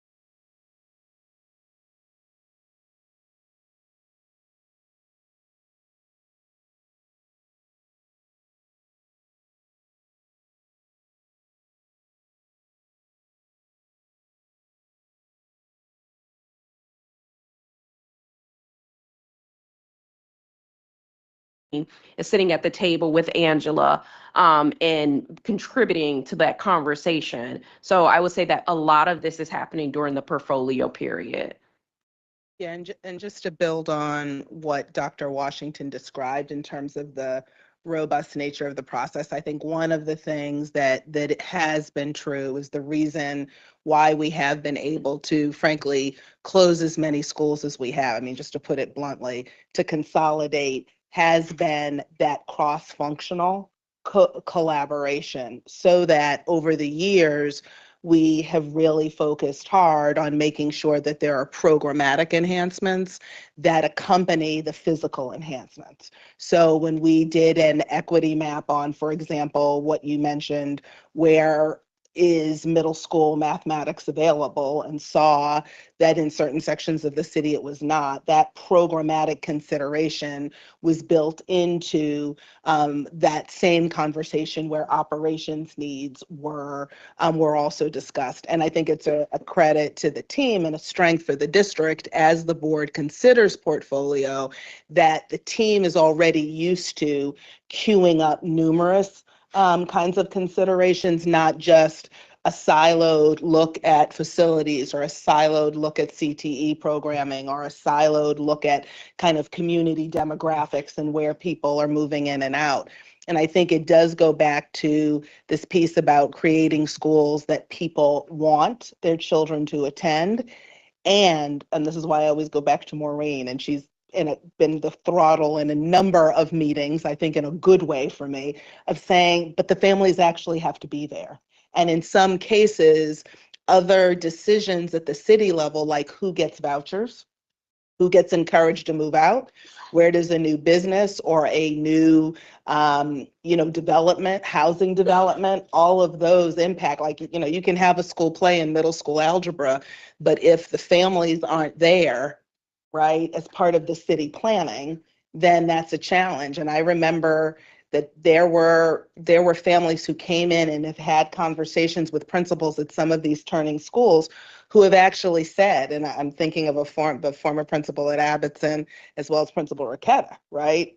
Popular schools at the time, but whose family said, it's actually not you. We like the school, but we can't take the lack of resource in the neighborhood, and I'm putting it in a general way, right? We can't take the lack of, other things that are going on. So I think part of what Baltimore as a city has tried to do is have those conversations joint, but there's only so much as the school district that we can do. That doesn't mean we can't do more, but it's just to emphasize Dr. Washington's point that I think a strength as the board moves forward in these discussions is that the team is used to having this in a cross-functional way, so that's not going to be new or difficult as we move forward with what, and I will note, how many schools have we closed in the last 2 years? 49 since 2012. So 49 schools since 2012, and there are other urban school districts who can't close 4 because of just the community acrimony around it and the ability to do that. So I think when we're talking about doing hard things, there is a history of doing hard things in this city, but when it's been most effective has been when we have coupled building enhancements, programmatic enhancements, so that people don't feel as acutely the loss. And frankly, that's a model that other school districts across the country have picked up. But I do just want to put that in kind of clear relief when we talk about the need to consolidate programs. Baltimore City has done that in ways other urban districts have, for a variety of really good reasons, really struggled. So I think we have good myelin built up and good collaboration, but it is hard. And to everyone's point, it's something that's not going to go away next year. Can I just say one thing on that and then ask one quick question, which is, I think you're exactly right that sometimes we can figure out how to actually enhance students' opportunities through these kinds of difficult decisions, and doing things like offering innovative programming, making sure that we are thoughtful about where students are going. I think those things are a must. And so I appreciate you raising that up. The question that came to my mind was around the trends that we're seeing, both leaving and coming into the district. You talked a lot about racial background. I'm curious about socioeconomic status. Folks have made a lot of the Black middle class leaving Baltimore City. Is that reflected in the data in students who are leaving? And then also for students who are coming, is there a correlation between socioeconomic status and their decision, the rates at which they enroll in city schools? Are we seeing folks from across the socioeconomic spectrum enroll in our schools, or are we not seeing that? So I don't think that we've layered in the economic piece as much. We know a lot of the families coming in are, we have a lot of new to the country families coming in as part of that Latino population. There's something called the housing market typology, which is something that the city puts out. I forget if they update it every year or every 3 years, but basically it's an overlay map of the city. It divides up the housing into A, kind of more your top, more expensive housing, and then it grades it down to H and I. And so they have something called the middle market that they've been targeting for like families to kind of come and move into Baltimore to work with the families about the schools. So we've partnered with them in the past on that. And so when we overlay that housing typology on kind of where our students are, we have seen it be steady within that middle market area. So basically, and it's a little complicated, but those middle, kind of more middle housing range has been relatively steady the past couple of years. We can certainly look at, try and see from a more economic standpoint how that overlay looks. Just want to get to Commissioner Esposito. Yes, I'd like to re-raise an issue that I've raised in the past as far as our need to have like more interagency work and historical context, because I do think that there's a relationship between the housing market and closures. And I've seen areas where there is displacement, whether it's temporary or permanent, where new development has been ushered in, like some of the areas where you said there's growth back in 2015, 2016, those were areas that got redevelopment, like they were at the very beginning stages, and where those housing prices are now sort of put it out of reach for the people that lived there at the time. So the reason why I'm raising this is I'm looking at areas that are in West Baltimore, like Reservoir Hill and other areas that are seeking investment for the housing market and to rebuild communities. If we're closing schools there now, I'm just wondering, I know, like I've raised this before, that in my community, if you were to close the school, you would lose a lot of families and we would be looking for other neighborhoods with an elementary school in close proximity. So as we're talking about like what our work here, I do think it's important to connect it to like redevelopment that's happening and have almost like a 10-year projection of like how that impacts our trajectory for enrollment, because I do think that a lot of that development appeals to people that don't currently live in this city. And so if you think about it in the context of attracting new families to West Baltimore, I want to be sure that we are, whether it's guardrails or just having conversations, we're ensuring that the kids that currently live in those areas benefit from the school investments that we're doing and don't get displaced because we were part of the displacement. If I can just, so I will say that we do the interagency conversations. And so in Maureen's comprehensive education facilities plan, she has a section where she talks about investments. And I will say that in past history, we used to use the city's investments in our projection assumptions. But the challenges was that they did not realize. And so because of that, the state stopped actually accepting our projections. And so we've since removed them from the projections, but we still take them into consideration. So when we are having conversations, again, those portfolio conversations, we do have those discussions about, are there investments happening in the community? And do we think that those investments will yield families? So I will say that there is some consideration that's given when we're making some of those, having those discussions. Yeah, I think that would also be really helpful to add that to the information that we receive and just the community, because there's also reports that have come out recently about how much lending is still deeply rooted in systemic challenges. So I just think that as we're talking about, the work that we're doing, we have to, just have that deep dive into everything. Yeah. Thank you, Commissioner Esposito. Anything additional on this topic before we move forward? Good evening. Dr. Washington, you and I talk all the time about transportation. How did transportation and trends we're seeing in transportation impact this or your thinking around this plan? So again, it goes back to that robust portfolio conversation.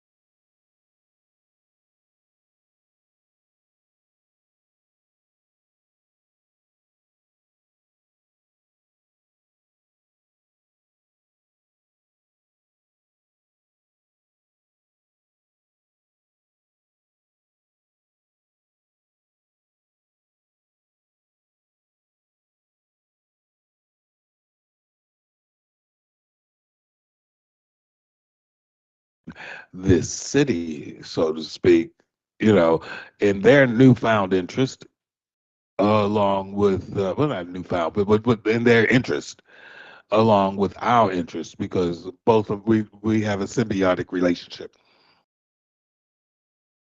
So our projections are based upon historic data.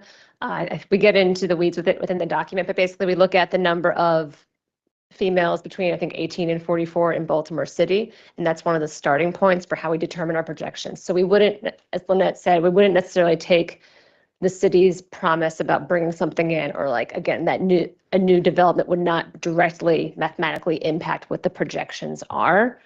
But if it did come to fruition and it did start changing that overall number of females within Baltimore City that are between 18 and 44, which is one of the starting points of our projections, that would then increase them.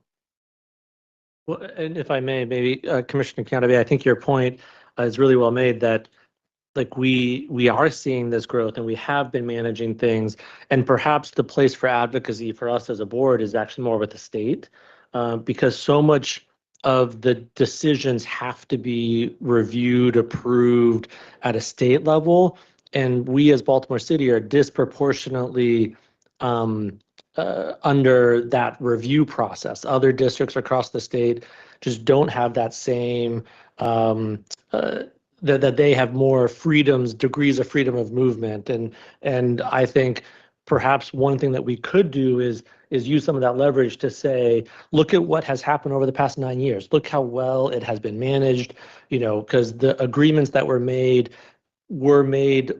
when there was the blueprint and some of the school building work, and the way it has progressed, I think gives us some ability to renegotiate some of those pieces. And I think that's perhaps a little bit of the place that we as a board could lean in and say, we have earned a greater degree of movement and freedom from some of the exact percentages.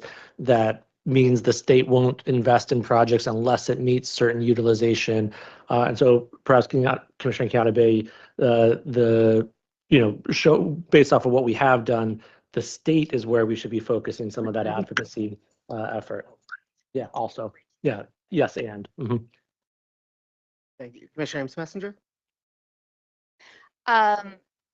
build on that a little bit. I think first of all, shouting out the brilliant work that you've done, being at Claremont, looking at Lois T. Murray, that some of our special day schools that have very unique environmental needs, and that you've found ways to build them into beautiful new spaces that those students deserve. That you're balancing that also with utilization rates that are not flexible. And I guess wanting to think a little bit for the board knowledge as we move forward, how some of those schools with unique, and I will also tap into kind of when you're talking about some of our CTEs, when we're talking about our Mervos and our Edmondsons, about way that those schools kind of fit into that formula and how that impacts decision-making and usage for the district as a whole. Yes. No, you're fine. So I might not understand your question, but so we do have the remaining schools that are not co-locations, that are separate public day schools, are William Bear, which is our only pre-K through 12th grader. And then we have Briscoe, which is slated to be a co-location with Frederick Douglass, opening summer 26.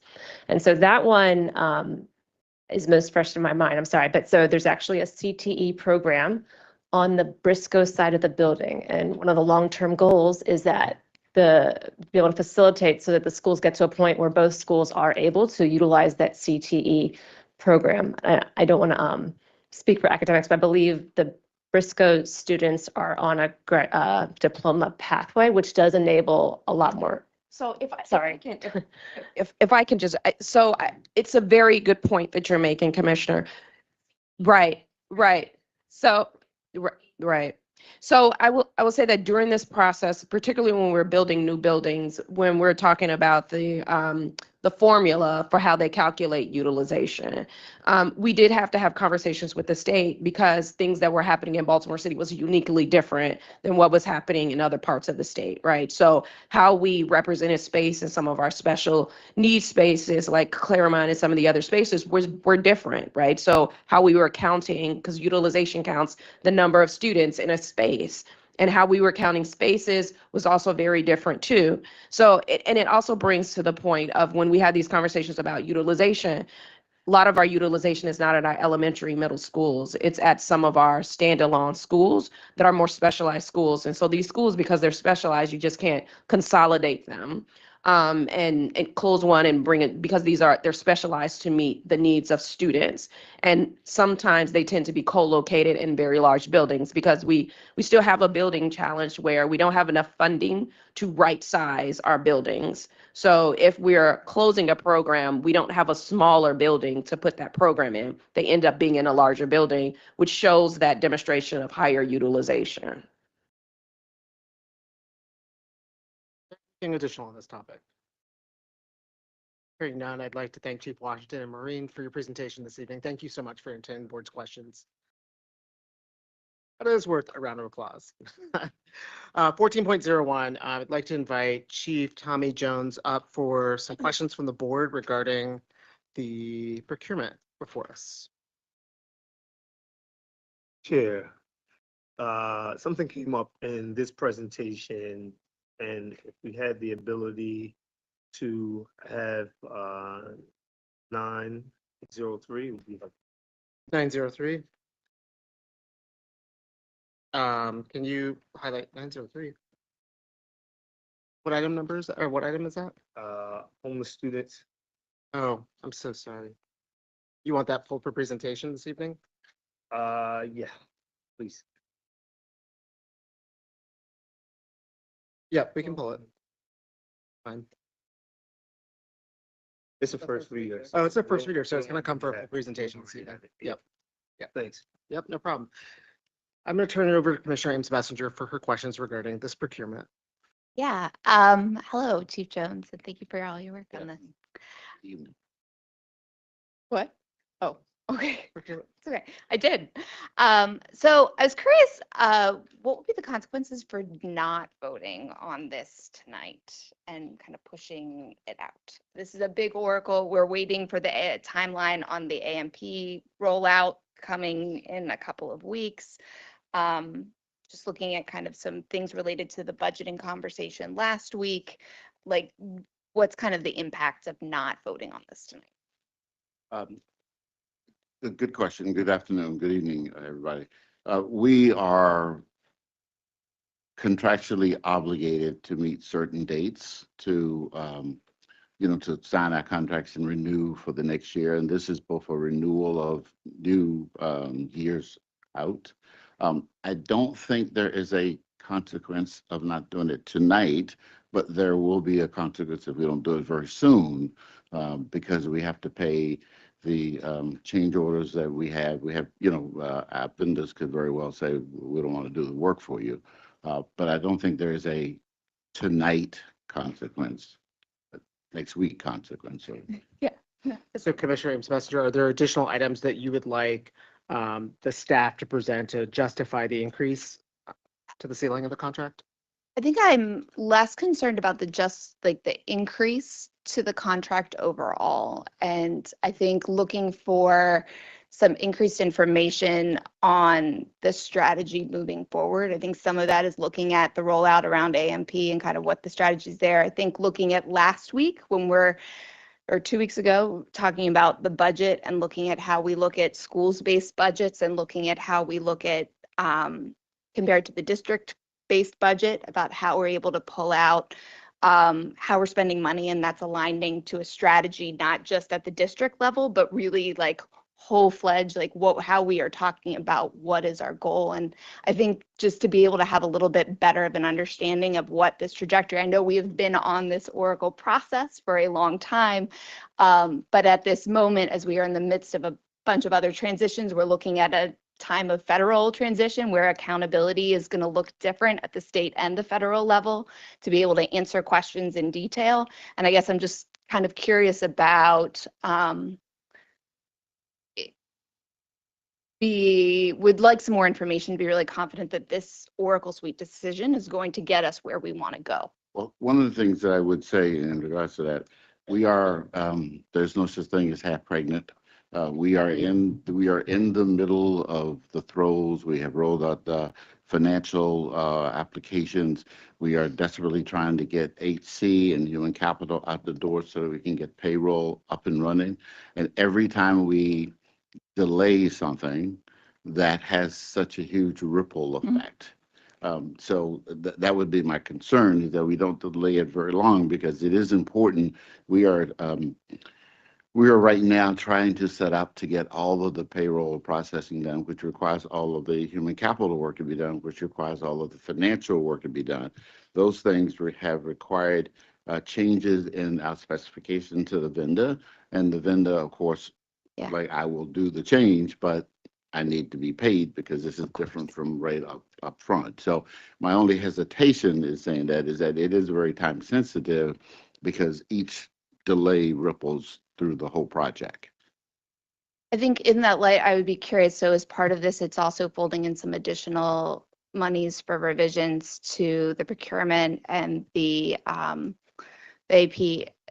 rollout. So I think just looking at some of that is also, I'm curious about satisfaction around those rollouts. And then I think still getting to that higher level budget, like at the end of this road, to the point of being only half pregnant, but it's still at some point we have control. And are we going to end up in a place where we have the information to be able to really make the best decisions as a board, but also more importantly for you, these numbers better than members of the board will be. In each of your offices, you have people that are making decisions, and part of that knows that we're dealing with the whole picture, not just the subset of the 25% that's being allocated as a district, and looking at how these strategies align. We were talking about this earlier with other members of when you have high performing schools, how do we amplify what's happening for them at a budget level? And I guess I'm curious about how that is going to be able, will this get us where we want to go with the quality of data that not only the board, but the district needs to make the best decisions for kids and use our decreasing funds to the maximum capacity. Yeah, like I said, my only caution is that we are to be very careful not to waste the funds we've already expended. One of the questions that came up at the operations committee last week was about how the schools fare in this case. Every school is getting the exact same services, every individual across the board. I mean, the payroll pays teachers, janitors, CIOs across the board. So that would be my only sort of like caution is I don't want to lose the momentum that we have going because it's been a rough battle. And as we go through this, of course, there is always we always bring up the cost, and the cost is very important, but we also have been refining our processes and what our requirements are. So all those things play into this. Okay, Chris is coming too. I'm just wondering if we could speak a little bit to some of the increased reporting requirements, like the ways that we think that this will enhance our ability to answer some of the questions that you're asking, Commissioner Ames Messenger, about, accounts payable, about procurement, just about budgeting, some of the pieces that will be better under this system. Hello, Commissioners. Chris Doherty, Chief Financial Officer. Happy to add my 2 cents to this, and it's a tricky one in that it's a multi-year, multi-phase implementation. So generalizations are even more problematic than in some other things. But at the same time, you can't use that as an excuse not to make some generalizations. The first phase 1 was finance, and we went live at the beginning of FY24. And we have, with this new system, which we kind of have a love-hate relationship with, frankly, and to remind some of the board members, we moved away from an Oracle e-business suite on-premises solution, not really because we were grasping for the stars, but because it was no longer being supported. And it would have been irresponsible to keep going that way and more expensive. They essentially say, we're not going to give you any more updates. If you insist on keeping it, we're going to price it accordingly, which is to say like a encouragement for you not to do that. So we went to, and we had a full and open RFP. We didn't go in saying, oh, it has to be an Oracle-based system. It wound up being the winner from a quite a rigorous RFP. And we're on the phase 1 side. We've gone through the missing the old system and saying we'll never like this new system, like we got to know the highly customized, really bespoke add-ons that the IT department would make. But we're there now. We've turned the corner with phase 1. And that is to, first of all, we've paid hundreds of millions of dollars to vendors. Our procurement system, remember K-12 buy? It was the system that people love to hate. And then they missed it very, very achingly when it went away. We have very good reporting and tracking with the procurement system. We also have gotten out of we had a rough few months at the beginning of the implementation. Definitely not going to say otherwise. But we're now at a place where we've dug out. We've paid all of our vendors. Vendors are very good about letting us know if they haven't been paid timely. They're their own best advocates, and they are being paid timely now. And so the reason I say all that is we're not there with the rest. I do think we're going to get there, genuinely so. We're now halfway through a home rebuild, and so the next year or two is going to be like living in a home that's being remodeled, so not great. But to answer one of your questions, I think with this new influx of cash, which is again in lines with what we originally estimated, we just didn't draw all the money down. So the good news is rather than it being something like, holy cow, this is a big cost overrun, it's actually more or less consistent, right? Which is good because we keep an eye on cost overruns. And I think we're going to get there, but it's probably the remaining bits of the implementation are probably going to be as bumpy as the phase 1 was. But hopefully, and I know I don't say this lightly, but in many projects, the avoidance of catastrophe is not a goal that you want, a gold star for. with ERP transitions, the avoidance of catastrophe is a big one. And we know of many instances with other districts that we think we stack up pretty well, actually, in the following way. We have had a bit of a delay in the phase 2 implementation, and the hay's not in the barn, but right now it's kind of a modest delay. Other districts who have done this transition to cloud-based systems, delay after delay after delay, doubling and trebling of original estimates. And thank goodness we're not there. And we don't think we're going to be there because we know our implementer, AST. We know we're getting smarter and better about the systems. So I think we're in a pretty good place, knowing that we have a couple of years where we're, living in a house that's under significant demolition. And we can get any manner of additional information to the board for sure. And one thing is we've had candid conversations with our implementer as well. They could be hearing this and they would be nodding accordingly. But we never thought we should undo the decision because that gets back to Tommy's analogy about you can't be half pregnant. That you can do it, but that's when you triple the budget and you triple the timeline.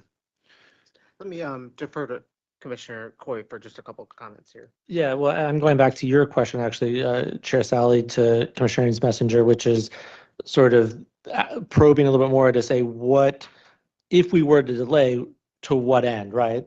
And I do think it is important to acknowledge that there have been parts of this that have been rough and have been bumpy. And one of the ends I could imagine a 2-week delay would provide is for more commissioners to ask more questions. This did come in front of operations a week ago, and I'm thinking back to some of the questions that we had then and what we have done as a board since then. And I could certainly imagine benefit for a delay to give time for more commissioners to ask more questions along these lines.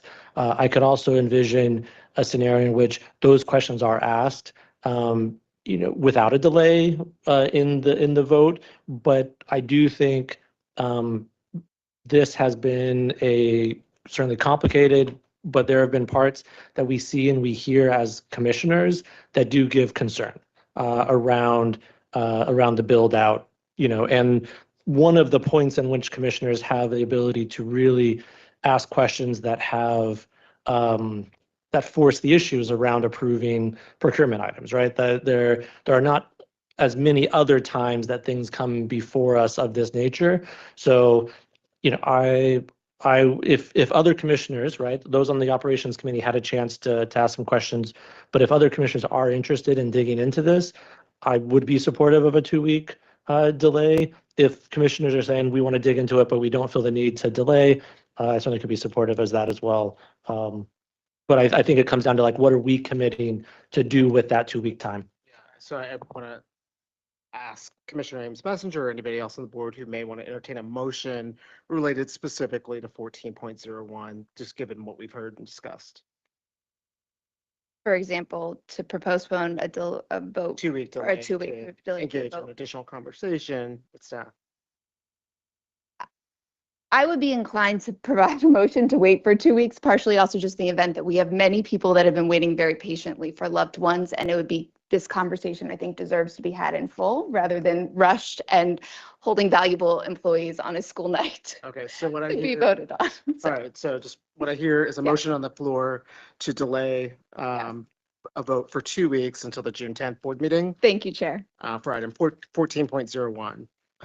I'll second that. Second by Commissioner Coy to go through roll call this evening. All in favor, Vice Chair Parker, Yes. Commissioner Ames Messenger, Yes. Commissioner Coy, Yes. Commissioner Esposito, Yes. Commissioner Kenyatta Bay, Yes. Commissioner Mohammed, Yes. Commissioner Redding Lollinger. So he stepped out. We'll collect his opinion later. Commissioner Rooks. Yes. Thank you, Commissioner Simmons. Yes. Thank you, Commissioner Slater Harrington. Yes. I'm going to circle back. There's a motion, Commissioner Redding Lollinger, on the floor to delay for 2 weeks for this particular item. Abstain. Abstain. One abstention. And I'm in favor. This motion passes. So we'll be back on June 10th for this particular item. Circle back to the top of the remaining consent agenda. Is there a motion to approve the remaining consent agenda this evening? So moved, Esposito. Thank you. Is there a second? Second, Kenyatta Bay. Thank you, Commissioner Kenyatta Bay.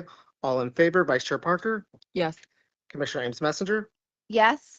Commissioner Coy, Yes. Commissioner Esposito. Yes. Thank you, Commissioner Kenyatta Bay, Yes. Commissioner Mohammed, Yes. Commissioner Redding Longer, Yes. Commissioner Rooks, Yes. Commissioner Simmons, Yes. Commissioner Slayer Harrington. And I'm in favor. This motion passes. I am now going to turn it to Dr. Santelises to walk us through some additional comments from her that will guide us through most of our guests this year. No, most of my comments, thank you, Chair, this evening are directed towards the guests who I just want to say a big thank you for your patience as you wait to celebrate. So first, what I would like to do is to introduce our Baltimore City Public Schools Teacher of the Year for 2025.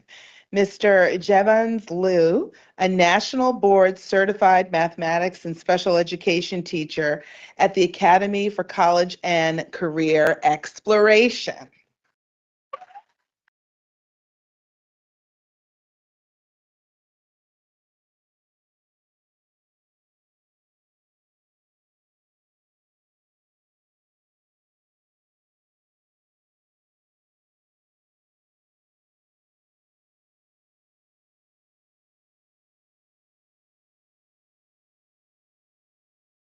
Mr. Liu founded the AP Calculus program at ACE, where he also oversees academics for student athletes, mentors new teachers, serves on the Maryland Teacher Advisory Council, and co-chairs the Maryland Blueprint Pillar 5 Advisory Committee.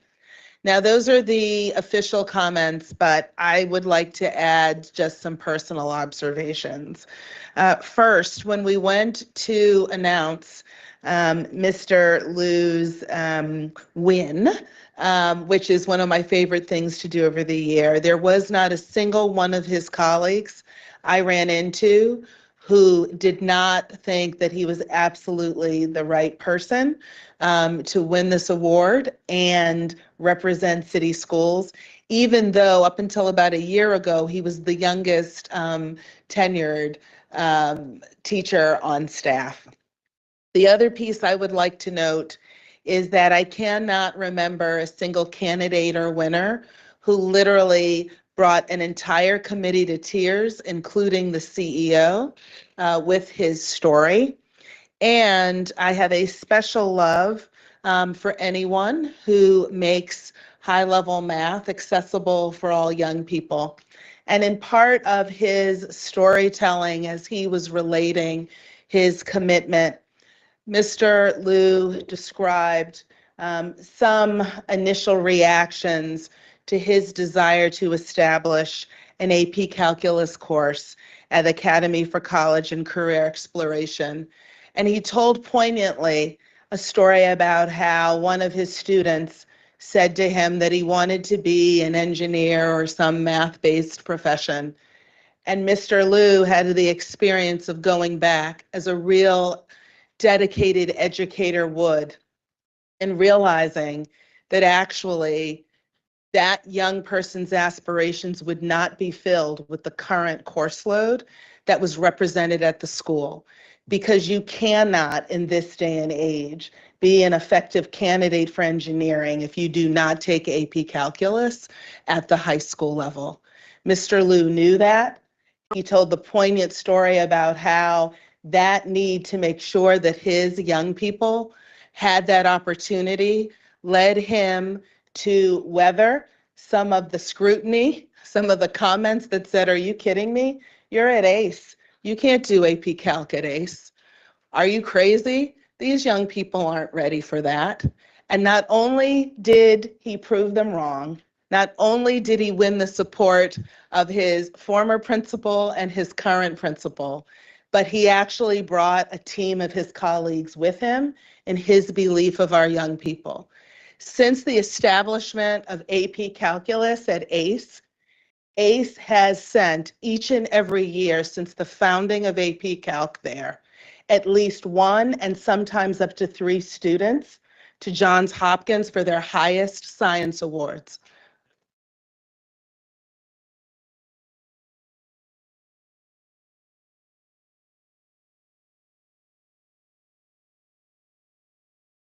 And as the daughter of a chemist from the back hills of Jim Crow, Mississippi, who also had teachers who believed that it doesn't matter what your zip code is, high-level math is accessible to all people, I have a special place in my heart for this year's winner for proving that everybody can do high-level math, and every neighborhood and every child from every neighborhood is worthy of being viewed as being capable.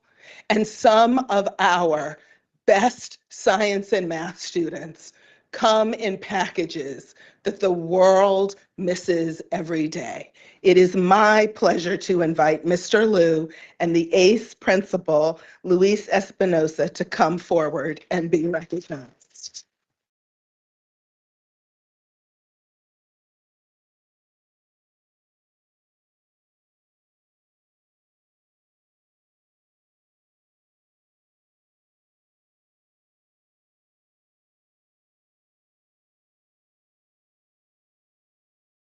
So I'd like to invite you, we have certificates and all that, but I'd just like to give both of you a little bit of an opportunity. We know we've had a long night thus far, but would love for you to just take a brief moment to just share a little bit. We'll see each other again on Thursday, but just to share a little bit about this award and what it represents about your teaching and teaching in Baltimore City in particular.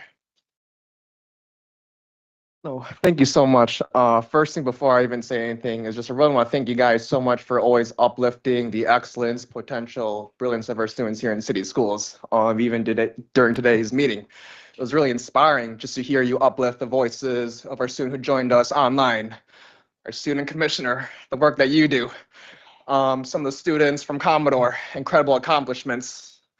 And it really reminds me that no matter what role we have, teacher or not, whatever school, wherever you are across the district, we're all here for the same purpose, to empower our students, to hear our students' stories, and to help them reach the aspirations they desire. Everyone here is very well aware of some of the narratives that are cast upon our students here in city schools. And, as a special education teacher, as an AP Calculus teacher, I see every single day in my school, when I go to work every day, that all of our students are capable. And let me be clear, when I say all my students, I mean each and every single one of them, all of them. And I just want to make a promise as the teacher of the year, I'm going to, no matter what space I enter, I'm always going to challenge some of the narratives that unfortunately sometimes cast upon our students, and always say the message that all of our students truly are capable and there's nothing I'd rather do. And I'm just so incredibly happy to get to work and be part of the team here at City Schools. Thank you.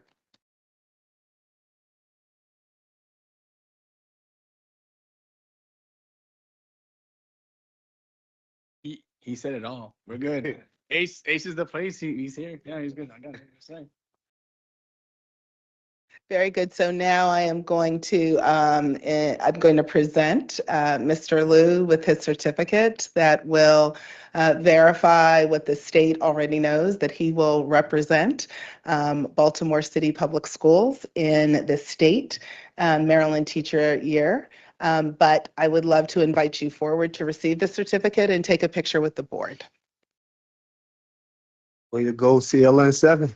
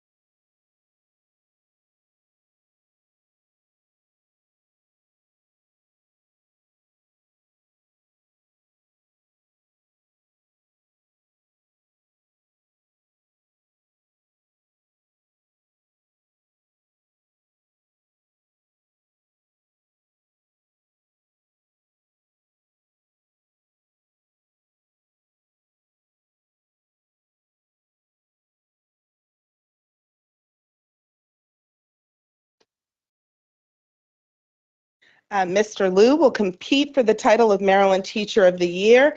In the past 10 years, 5 city schools Teachers of the Year have gone on to become the Maryland Teacher of the Year, more than any other school district in the state of Maryland.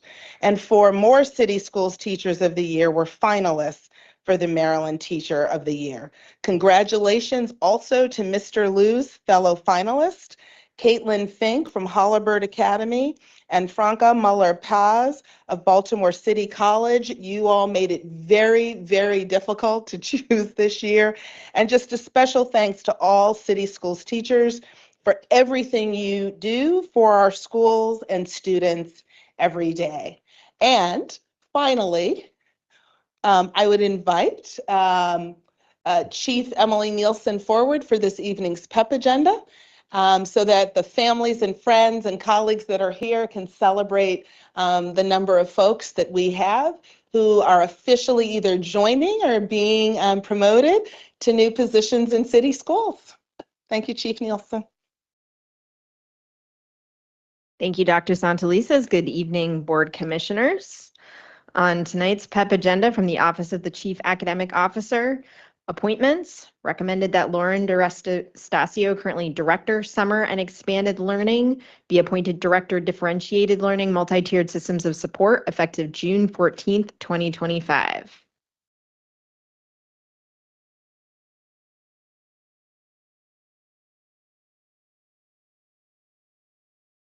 And yes, I should remind everyone that if you are here, please stand to be recognized when I read your name so we can applaud you, or come on, turn on your camera. Also, an appointment from the Office of the Chief Academic Officer recommended that Nina Riggs, currently Academic Coordinator, Mathematics and Science, be appointed Educational Specialist 2, Math Implementation and TSS, effective June 14th, 2025.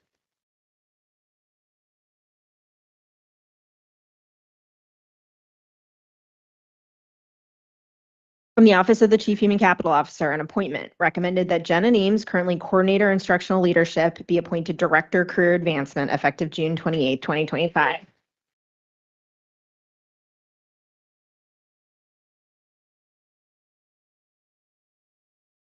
From the Office of the Chief of Schools, recommended that Renee Balo-Norona, currently Dean of Academics, be appointed Assistant Principal at Patterson High, effective July 12, 2025.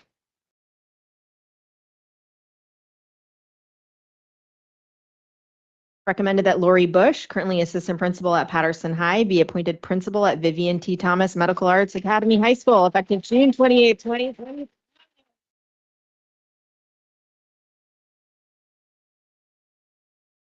Recommended that Jamel Crandall, currently Assistant Principal at Career Academy, be appointed Principal Resident at Forest Park High School, effective June 28, 2025.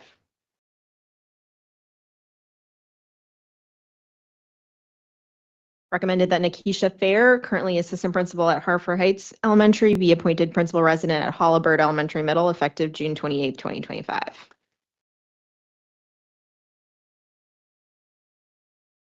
Recommended that James Gordon, currently Superintendent's Designee, be appointed Assistant Principal at Edmondson Westside High School, effective June 28, 2025.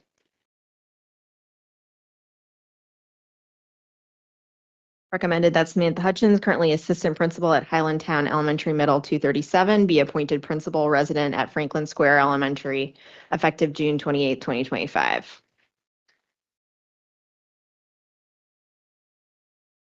Recommended that Brian Jones, currently ESOL District Manager, be appointed Principal at Highlandtown Elementary 237, effective June 28.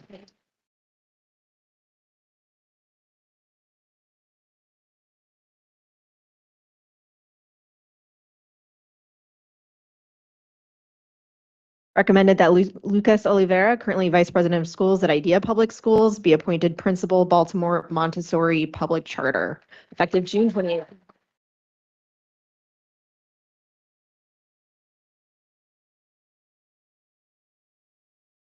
Recommended that Abigail Pulliam, currently Assistant Principal at Augusta Fells Savage, be appointed Principal Resident at Hamilton Elementary Middle, effective June 28, 2025.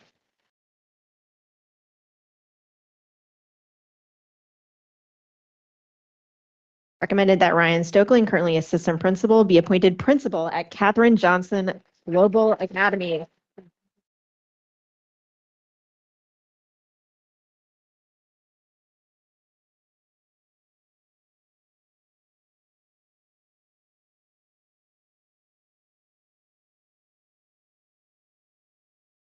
Recommended that Christopher Razor, currently coach, student wholeness be appointed educational specialist to SEEI effective May 31st, 2025.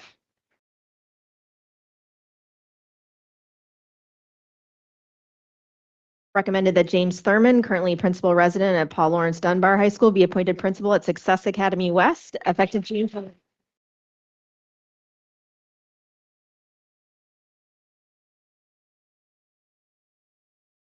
Recommended that Alicia Ward, currently teacher elementary at Arundel Elementary, be appointed assistant principal at Arundel Elementary effective June 28th, 2025.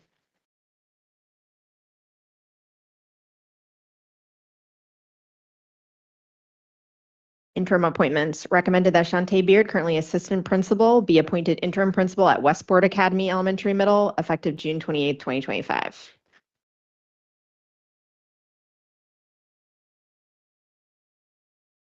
Recommended that Sherelle Barnes, currently principal at Edgewood Elementary Middle, be appointed interim principal at Waverly Elementary Middle effective June 14th, 2025.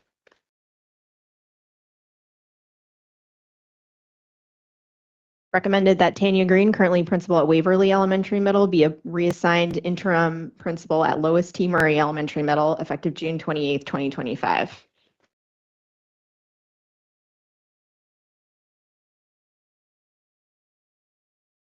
Reassignment. Recommended that Lawrence Ashworth, currently assistant principal at Baybrook Elementary Middle, be reassigned assistant principal at Edmondson Westside High School effective June 14th, 2025. Recommended that Barbie Brecklin, currently assistant principal at Benjamin Franklin High School, be reassigned assistant principal at Mervo effective June 28, 2025. Recommended that Cole Bishop, currently principal resident at Forest Park High School, be reassigned principal resident at Baltimore Design School effective June 28, 2025. High school. Recommended that Danielle Canazzi, currently principal at Hilton Elementary, be reassigned assistant principal at Montebello Elementary Middle School effective June 28, Principal. 2025. Reassigned assistant principal. Recommended that Susanna Wish, currently assistant principal at Paul Lawrence Dunbar, be reassigned assistant principal at Patterson High School effective June 28, 2025.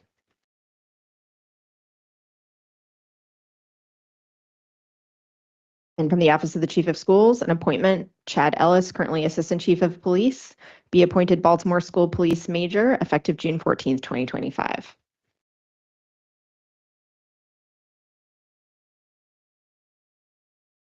And finally, an extension, Carl Perry, currently Principal External Assignment, be reassigned Principal External Assignment to serve as Piazza President effective July 1, 2025 through June 30th, 2026. Congratulations to everyone on tonight's PEP agenda. Thank you. And thank you very much, Chief Nielsen, and for the hard work of this time of year where we do have lots of appointments. Congratulations to everyone. As has become our custom, I will say a few additional words for our newly appointed principals. So first, Ms. Lori Bush currently serves as an assistant principal at Patterson High School and was previously, there you go, oh, you can stand again. Nothing wrong with that. You've been here long enough. You can stand as much as you want. And was previously assistant principal at P-Tech Carver. She began her career in DC public schools before spending the last 20 years in city schools. Principal Bush holds an MBA, MA, and MAT and is pursuing her EDD at Morgan State University. Congratulations, Principal Bush.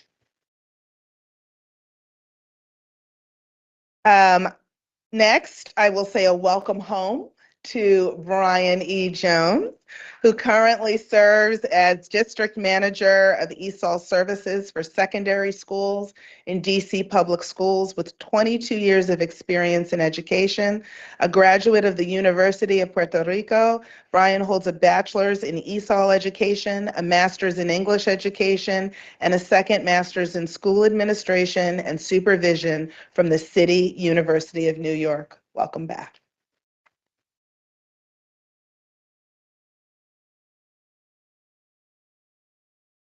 Lucas Oliveira comes to us from IDA Public Schools in San Antonio, Texas, where he was vice president of schools, but he began his career at City Schools. Congratulations and welcome back to you too.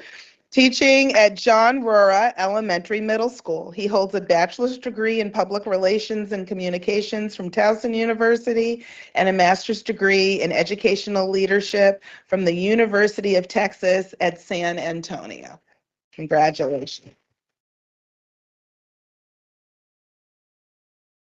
Ryan Stokeling comes to us from the School District of Philadelphia. And I just want you to know that front row of family, we don't normally keep people this long, but we welcome you in Baltimore City. We're glad to have you, where he served as an assistant principal for 3 years.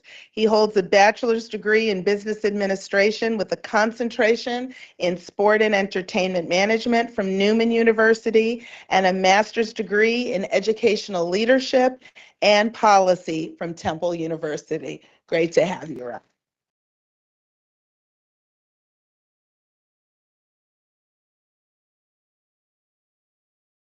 And then finally, James Thurman. There you are. Currently serves as resident principal at Paul Laurence Dunbar High School. He holds a Bachelor of Arts in English Literature from Southern Illinois University, a Master of Arts in Secondary Education from National Louis University, and a Master of Science in Educational Leadership from Concordia University. He is pursuing a doctorate in Educational Leadership at Aurora University. Congratulations, Principal Thurman.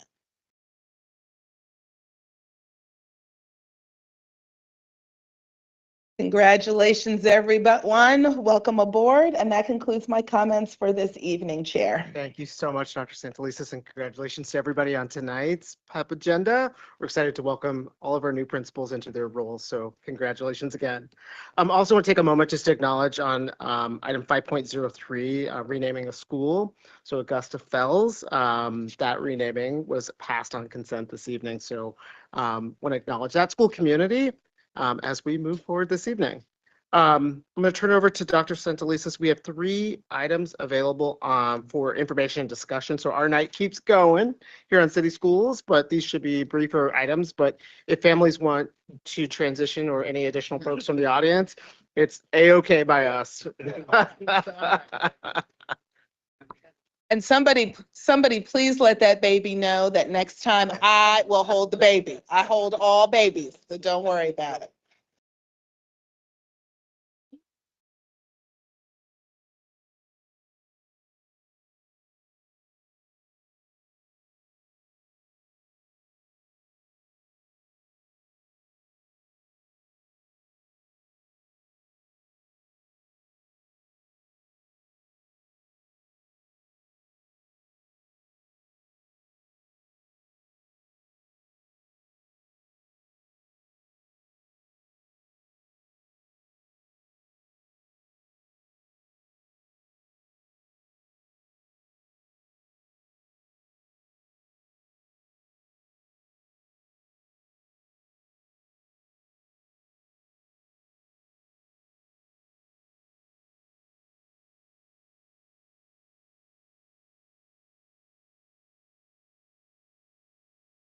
All right.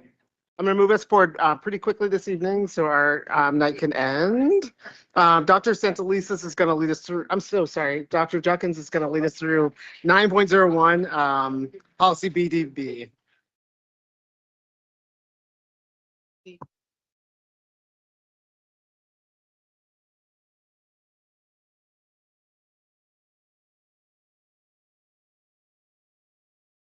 Good evening, board, Dr. Santelises, and those folks who are still here from the public. I'm Dr. Jennifer Judkins. I'm the board executive officer, and I am presenting updates to policy BDB board officers. Patricia? Okay.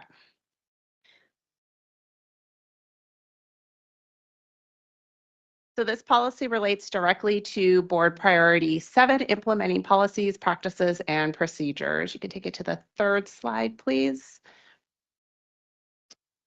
The primary purpose of the revision to board policy BDB, board officers, is to convert the remaining board rules into policies and incorporate active board rules into the existing policies. These revisions are being proposed to incorporate Board Rule 202.05. Board Rule 202.05, the prior board rule described the position of board executive, which is my position, which serves as the board's administrative officer and operates as the liaison between the CEO's office and the board. The board appoints this position, and this position reports directly to the board. Additional revisions to the policy are to give the opportunity for board members to provide feedback on the operations of the board that are consistent with board policy BBA, which is board powers, responsibilities, and professional standards. Next slide. This is a Tier 1 stakeholder engagement, which is a minor update, technical change, or change to incorporate the board rule. This was posted to the City Schools website for public feedback and draft revisions shared with key stakeholders, which included the groups that are listed on the screen. We had 2 recognized groups who responded. Next slide. ASCBC did not have any substantive feedback. BTU did recommend that there should be follow-up actions to the annual review feedback. As a result, we did add this piece to the policy after the initial review in committee, and that is that the chairperson and vice chairperson shall offer board members an opportunity to provide feedback on board operations at the annual business meeting. In addition to that, the piece that they wanted us to add was to, in addition to giving that feedback, for the board to actually add appropriate action steps, identify those. So it's consistent with board policy BBA. I just want to clarify, was that from BTU or PCAB? That was BTU. BTU. Does it say PCAB on there? Okay, All right, so we'll cool. make sure that we fix that, or we'll Thank double you. check it. Thanks. And then next slide. Okay, and just as a note, in the policy committee on February 18th, we actually presented both BDB and BDD.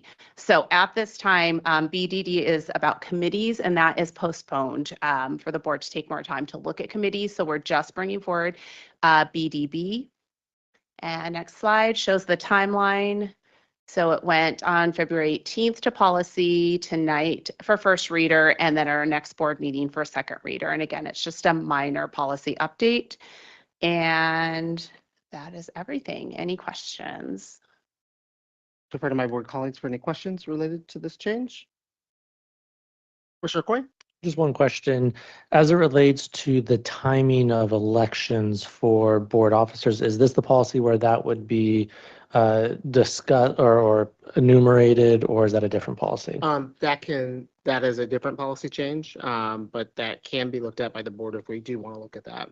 That has to be in a real short order if that's going to be on policy. So I would defer, that's something that we need to look at if we do want to make some changes to that in this cycle or perhaps next cycle. It may not be until next cycle, but yeah, why don't we defer to look at that? Yeah, I do think making a note of looking at it, whether it's in this cycle or the future cycle. And an additional question I would have is there legislative changes that would be necessary to change the frequency from biannual to annual for officer elections? So that we can ask. We do have something definitive on that. So that does require some legislative change, but we can flag that for discussion. Okay, thanks. Yeah. Anything more on this policy? Nothing else on this policy. We'll see you on June 10th. Thanks. So I'd like to invite up Chief Shorter for 9.02 update to the general orders.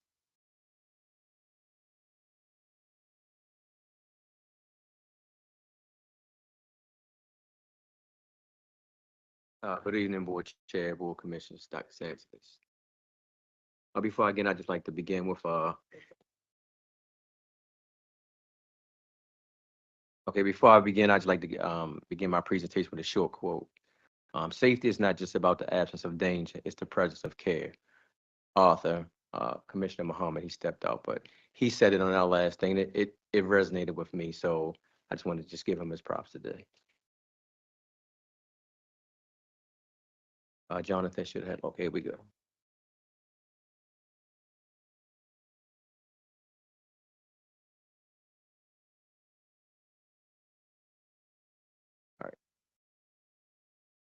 Proposed revision to these 12 general orders align with the school board priorities 4 and 5, emphasizing the importance of engaging all stakeholders who can contribute to student success. These priorities also highlight City Schools' commitment to providing access to services, resources that support the success of the school and surrounding communities, in this instance, the school police. Additionally, these proposals align with law enforcement 21st century community policing best practices. Next slide. Our mission is to foster and sustain safe learning environments by building positive relationships and providing professional, high quality police services grounded in equity and impartiality. School police are committed daily to supporting students, administrators, and the broader school community. Our approach emphasizes collaboration and empowering administrators to address and de-escalate situations appropriately. At the same time, we stand prepared to step in to provide the necessary support and when needed, fulfill our law enforcement responsibilities to ensure the safety and well-being of all involved. Next slide. School police are integral to the district comprehensive school safety strategy. In accordance with administrative regulation ECAE RA, school police operate under general orders approved by the School Board of Commissioners. These general orders are reviewed biannually with stakeholder feedback encouraged and welcome. All current general orders are publicly available on school police website to ensure transparency and accountability. Next slide. The key revision to General Order 10-4 and 10-5. 10-4, organizational structure, establishes the Patrol Administrative Section, clarifies their functions, roles, responsibilities, and units. The updated organizational structure of school police aligns with the current operational and staffing needs. General Order 10-5 changes the rank from captain to major and delineates the job duties. Next slide. General Order 10-12, take-home vehicles, Department of Vehicles. This new GO outlines personnel responsibilities, including the responsibility for impound fees and citations. Members need approval from the Chief of School Police to use a take-home vehicle for secondary employment. When off-duty, officers cannot drive the vehicles more than 50 miles from City School Central Office, and is road miles, not a straight line. Vehicle must be relinquished if police powers are suspended or during extended or administrative leave. Next slide. General Order 1039, nepotism and fraternization. New provisions prohibit romantic dating or intimate relationships between supervisors and direct subordinates. They define key terms and align with board policy and regulation GB, EBA, and the subsection of RA. It also affirms that applicants will not be favored or discriminated against based on family ties to board members or employees, including school police. Next slide. General Order 1041, secondary employment. New definitions are established for secondary employment, including categories coordinated by city schools, third parties, and external employment. The policy affirms that secondary employment is a privilege for members in good standing and is subject to denial if performance issues arise. It also safeguards city schools' confidentiality and sets limits on work hours to ensure primary duties remain a priority. This particular general order is still under review with the FOP, but we're really, really close in getting it done. Next slide. General Order 1043, vacation, personal and holiday leave. This policy reduces the allowable consecutive illness days without medical certification from 3 to 2, which is in alignment with the Maryland Healthy Worker Families Act and the union contract. It expands leave categories to match the school calendar and updates recognized holidays to include the day after Thanksgiving, President's Day, and Juneteenth. Employees required to work on designated holidays will receive compensation per the negotiated contractual agreement with the FOP. General Order 1044, medical. Per the FO agreement and the Maryland Healthy Working Families Act, the updated policy permits supervisors to request documentation for illnesses lasting 2 or more days. It designates the Office of Human Capital to report medical findings and recommend personnel actions as needed. It also aligns with board policies and administrative regulation GBN-NA regarding prolonged or repeated absences, including potential recommendation for disability retirement or dismissal subject to board approval. Next slide. General Order 1053, light duty. This is a new policy that provides eligible personnel reasonable access to temporary light duty assignments. limited in number and duration to 12 months. It prohibits secondary employment overtime for officers on light duty without approval and allows medical evaluation to determine long-term or permanent disability. Periodic assessments will also be required to maintain light duty status as directed by the Office of Human Capital. Next slide.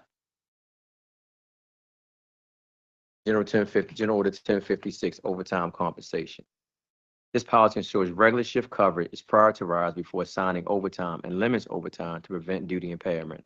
All overtime must be processed through the school police online system, with operational overtime taking precedence. A maximum of 32 hours of secondary employment overtime is allowed per week, and total hours for regular duty, secondary employment, and daily overtime cannot exceed 72 hours per week. There also must be 8 consecutive hours of non-employment within any 24-hour period. This general was also under review with the FOP. Next slide. General Order 13-4 and 13-17. 13-4 is internal investigation. This policy updates language to reflect the school police organizational chart, authorizes the chief of school police to approve joint investigation with internal or external entities, and assigns an administrative major to oversee internal investigation and reviews. General Order 13-17, search and seizure, prioritizing wellness checks. This policy permits school police to conduct student welfare checks with approval from the chief of school police or designee, and at a principal request, ensuring they are lawful, respectful, and professional with parental or guardian consent. Officers may be accompanied by city school staff or refer cases to other agencies as needed. It also authorizes warrantless welfare checks in an employee's home if there are reasonable grounds to believe the employee is in imminent danger and other contact methods have failed. General Order, next slide, I'm sorry. General Order 1801, community relations, my favorite. This policy established a community relation unit to enhance trust between school police and school communities through non-enforcement activities such as mentorship, coaching, and relationship building. In line with board policy ECAE, school police will also convene a quarterly student advisory board, which is currently in development, to promote sustained engagement and dialogue. Additional provisions outline the community relations unit's role in family engagement, coordination with school climate teams, God bless you, and inclusion of relevant data in the school police annual report. Jonathan, can you play that video? So before you press the play, this is just a highlight of one of the initiatives that we've done with the community relations unit. 2 minutes.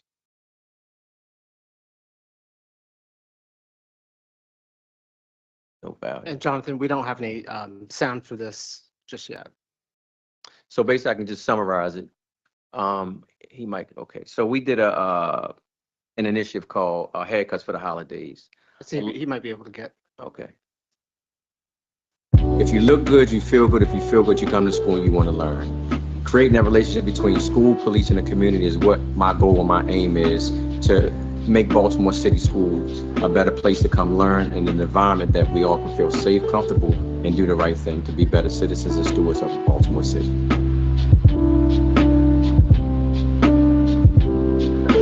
Today we have an event, a special event, where we've invited some local elementary schools to come participate in our barbershop. Just having a safe space to have barbershop talk for restorative conversations has been really great for us. We were able to partner with the Baltimore School Police Department to bring some young people from a variety of elementary schools to come and get haircuts from not only our staff barber, but we also actually have some students that are earning their barber credentials and they're cutting students' hair. So we are partnered with Arundel Elementary, Dorothy Heights, Furman Templeton, Hazelwood, Cecil Elementary, Johnson Square, and Barkley for them to get haircuts.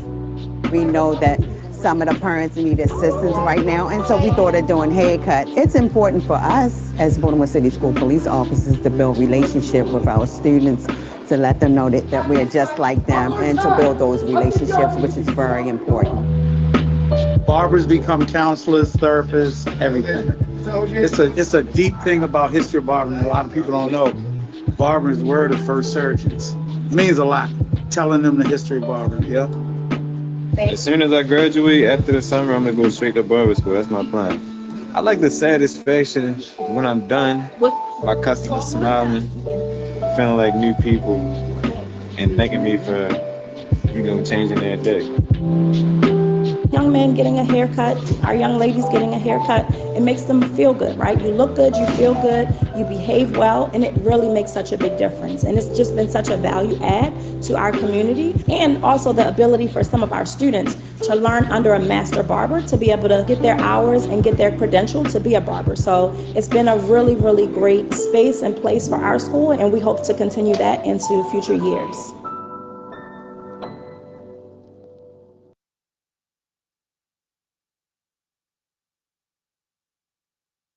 We'll get back to the summary, but just it's initiatives like that that just plant those seeds for tomorrow, establishing the things between police and our young people to show that like we are all the same, right? We all have the same goal. We all have the same theory in mind. It's about safety, but it's also about love and care, and that's what these initiatives led by Corporal soon to be Sergeant Covington is just warms my heart to know that it's happening now. If it wasn't happening before, it's happening now. This is the summary of engagement. It's a list of stakeholders and partners that documented responses and how the responses have been addressed. The FOP is the last partner we are currently engaged with regarding revisions. The engagement tools used were emails, surveys, and telephone questionnaires. Next slide. These are some of the stakeholder groups. This was the feedback, and these are the responses in reference to those, reference to the feedback that they presented. The next set of slides is just an appendix, which includes our school police mission statement, the district-wide safety strategy, core principles, and the updated school police organizational chart. So I invite my board colleagues for any questions for Chief Shorter. Commissioner Kenyatta Bay and Vice Chair Parker next. First of all, I'd like to say how ecstatic I am, how proud I am of the work you've done since you walked into these doors and taken on this mantle, and you've done a superlative job. I did inquire as to the alignment of these general orders with union, and it seems to be all in alignment very well. I also wanted to look at and understand, and this is something that Baltimore City Police could learn if they learn to take tutelage from us, how to interact with our youth and how to grow it. So I just want to applaud you for a superb job, and glad to have you leading our troops. Thank you, sir. I appreciate you. Chief Shorter, congratulations. Thank you.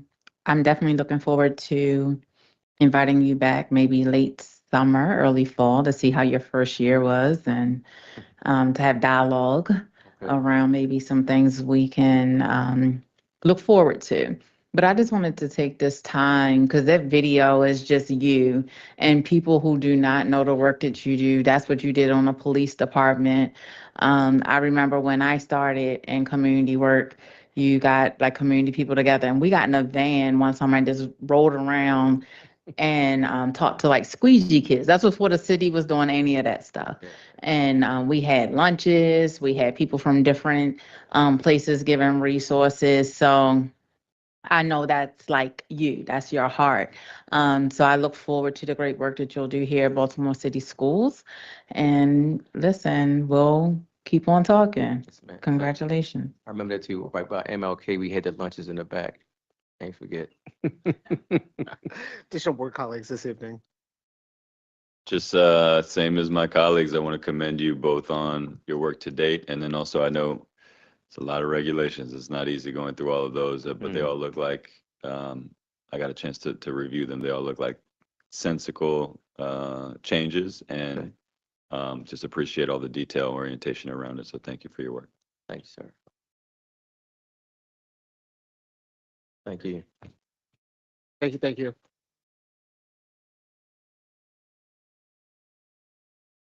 All right, we are going to move from Chief Shorter to our last presentation of this evening, 9.03 JFE homeless students. A dynamic duo presenting, so welcome, welcome, welcome.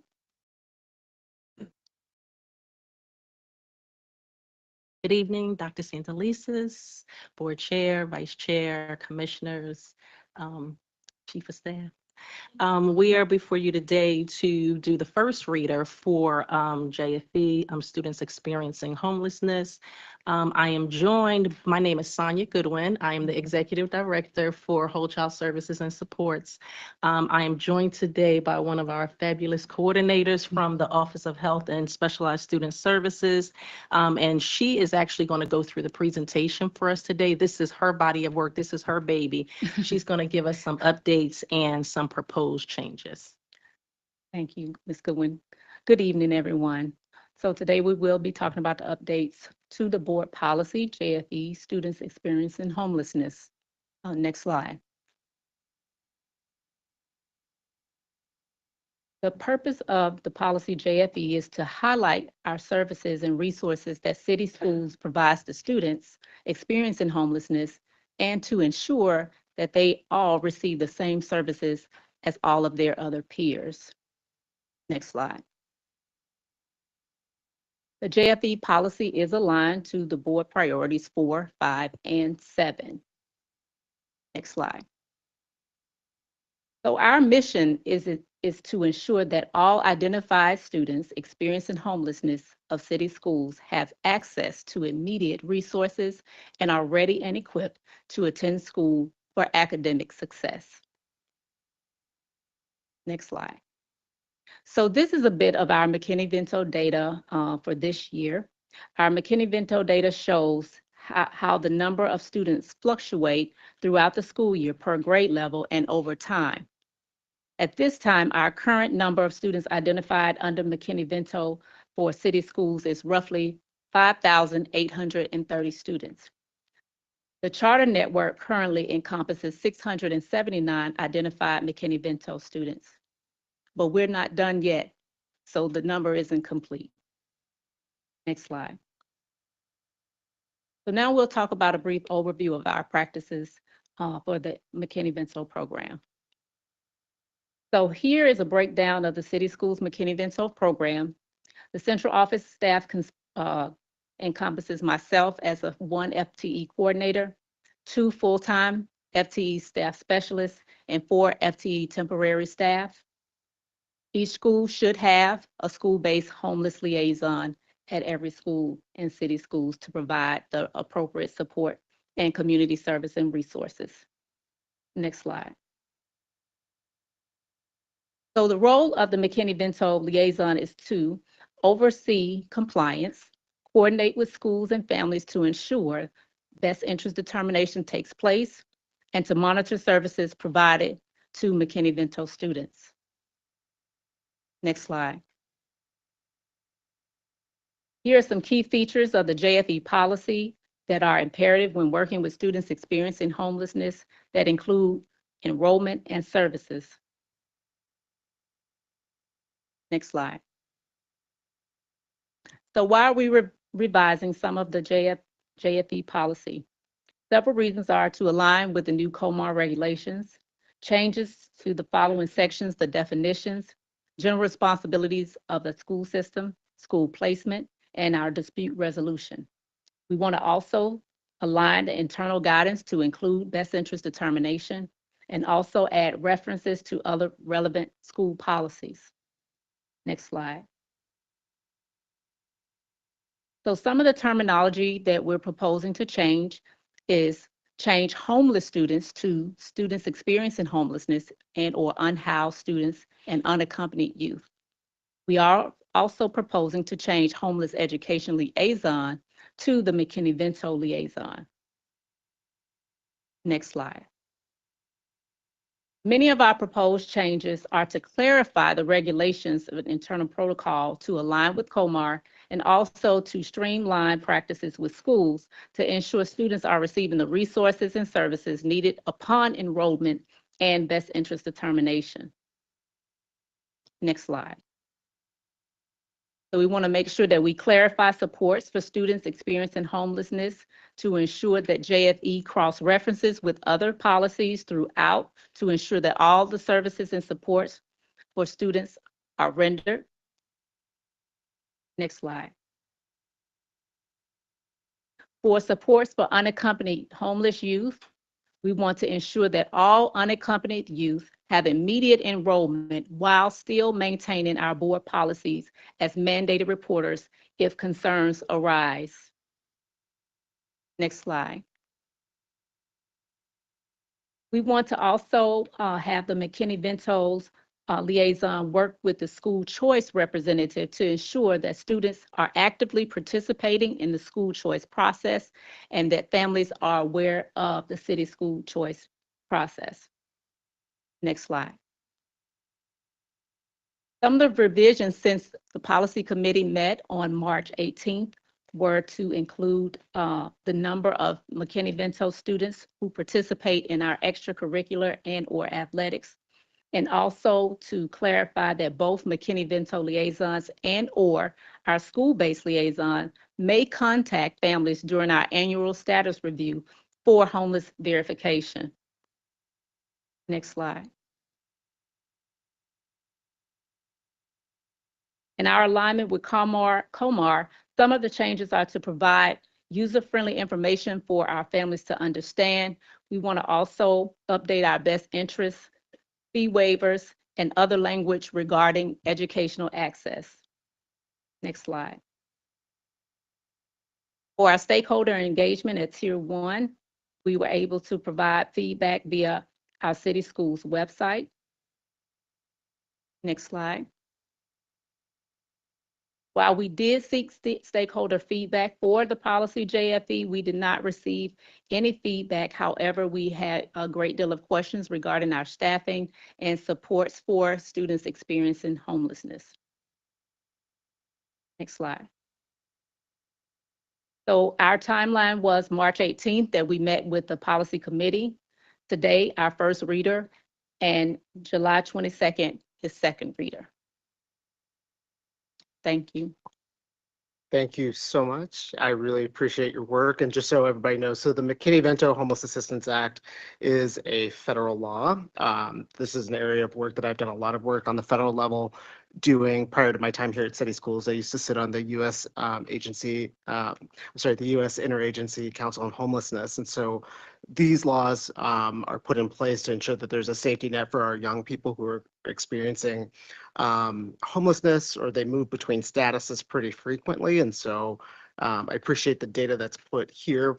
But there's also those interconnections with academics, right? And to ensure that we know how many students are graduating, how many students are receiving supports. But there's also that other work that needs to transpire as we work with the city. Commissioner Mohammed, did you have questions this evening? Good evening. Evening. So I'll say not a question, but a statement. I want to thank you for the work. As I reviewed, it was detailed and it was clear. So no questions, but there is a level of ownership that's created through this work. And the ownership lies in the liaisons creating partnerships academically, that the success of our students is really being put at the foot of everyone. That our students who are experiencing homelessness, thank you very much for that. Our students who are experiencing homelessness deserve the best of us, and there are other departments within city schools who we have to prioritize them. And this this work that's being done under this umbrella allows for there to be an advocate within for these individuals. So I just wanted to thank you, and just know that to my other colleagues, from the sense of reviewing it with the lens of safety and wholeness, they are really doing the work. Thank you. Thank you. Commissioner Slater-Harrington?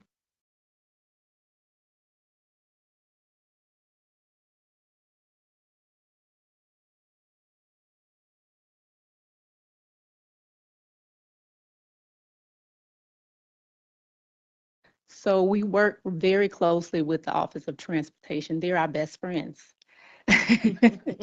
And so through the best interest determination, we're able to work with them to determine if the student is receiving transportation, continuous transportations, or limit transportation. During the first year, we really try to make sure all of our students are covered with transportation and or MTA bus pass, especially our secondary students.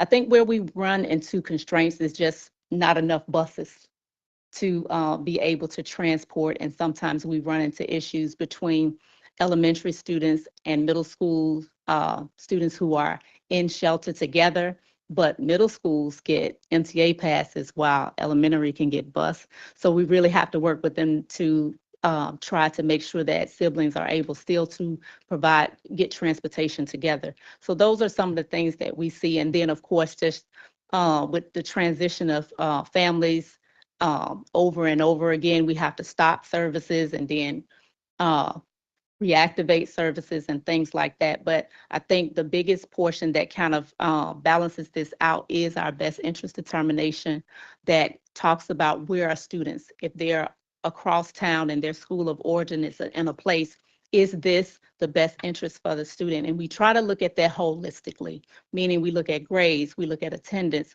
we talk to families, we talk to schools, and we really want to make sure that we're making a conscientious effort around making sure that student is able to either stay at their school of origin or they may need to transition to somewhere closer so we can alleviate barriers, because what we see is the school of origin can sometimes be that same barrier. I guess just a little more detail on the consideration of best interest, just a little bit more about in terms of like who are the parties that are involved in that process. I know the policy did a good job outlining specifically, but in practice, what does that look like in a school? And then I guess also what's the timeline for renewal of when those, like once that consideration is made, when is it made again? Realizing that could change really rapidly. Right. And given a district with finite resources and that transportation continues to be one of our greatest challenges. And as we think about portfolio decisions, kind of what are the timelines and the role of the school in making those decisions? So thank you. So for the initial best interest of a child enrolling in Baltimore City Public Schools, or they are already in city schools and they become homeless. The latter, they're in school and they become homeless. So our liaison is in the school. We have a case management model where they provide direct support to their assigned schools. So they are always in the field. And so the social worker and or the registrar will let them know that, hey, we got a family in. We try to turn that best interest around no more than 5 to 7 days. So we want to make sure that we're talking to the family. The principal or the assistant principal may be involved. The parents are involved, so we want to make sure, and the social worker and or the school-based liaison. That might not be the social worker, that may be your community service coordinator, or it may be your wholeness specialist. And we tell schools that it does not necessarily have to be the social worker. It can be the caring adult that really wants to do this particular work. So these are the parties that are involved in that particular meeting, and we're gathering that information, like I said before. How long are you going to stay at this resident? Do you need any resources? After that time, we'll do a needs assessment to see what are their needs. We constructed a whole clothing closet in our office where we're able to give them immediate uniforms, street clothes, shoes, you name it. We try to have it for them. And so we try to just do that right, but like I said, between 5 to 7 days, because we really don't want to delay the enrollment for the student. So, but hypothetically, so that person has then, those children have then been enrolled in a school for 6 months, and the situation is like, or might have changed 4 times in that time period. Yeah. Kind of at what point are there guardrails in the system that are indicating that we are then realizing that that determination might change, right, and that busing decision might not make sense anymore? And then part 2 is also what's the training that's going into that, to supporting the school-based staff in making that determination? Realize sometimes that takes a broader systems lens. Right. So usually what we look at is the trend of how students are moving. So if they move 1 or 2 times, or their attendance is beginning to get sketchy, then our liaisons begin to talk to the school and also reach out to the families to find out what's going on. Again, we work closely with the Office of Attendance, the Multilingual Center, because again, we want to be comprehensive about it. Then we will even though we usually do the best interest at the beginning, we will also have another best interest determination meeting because again, we want to bring everybody back to have the conversation about what's going on. Is it additional supports that you need? Where are you living now?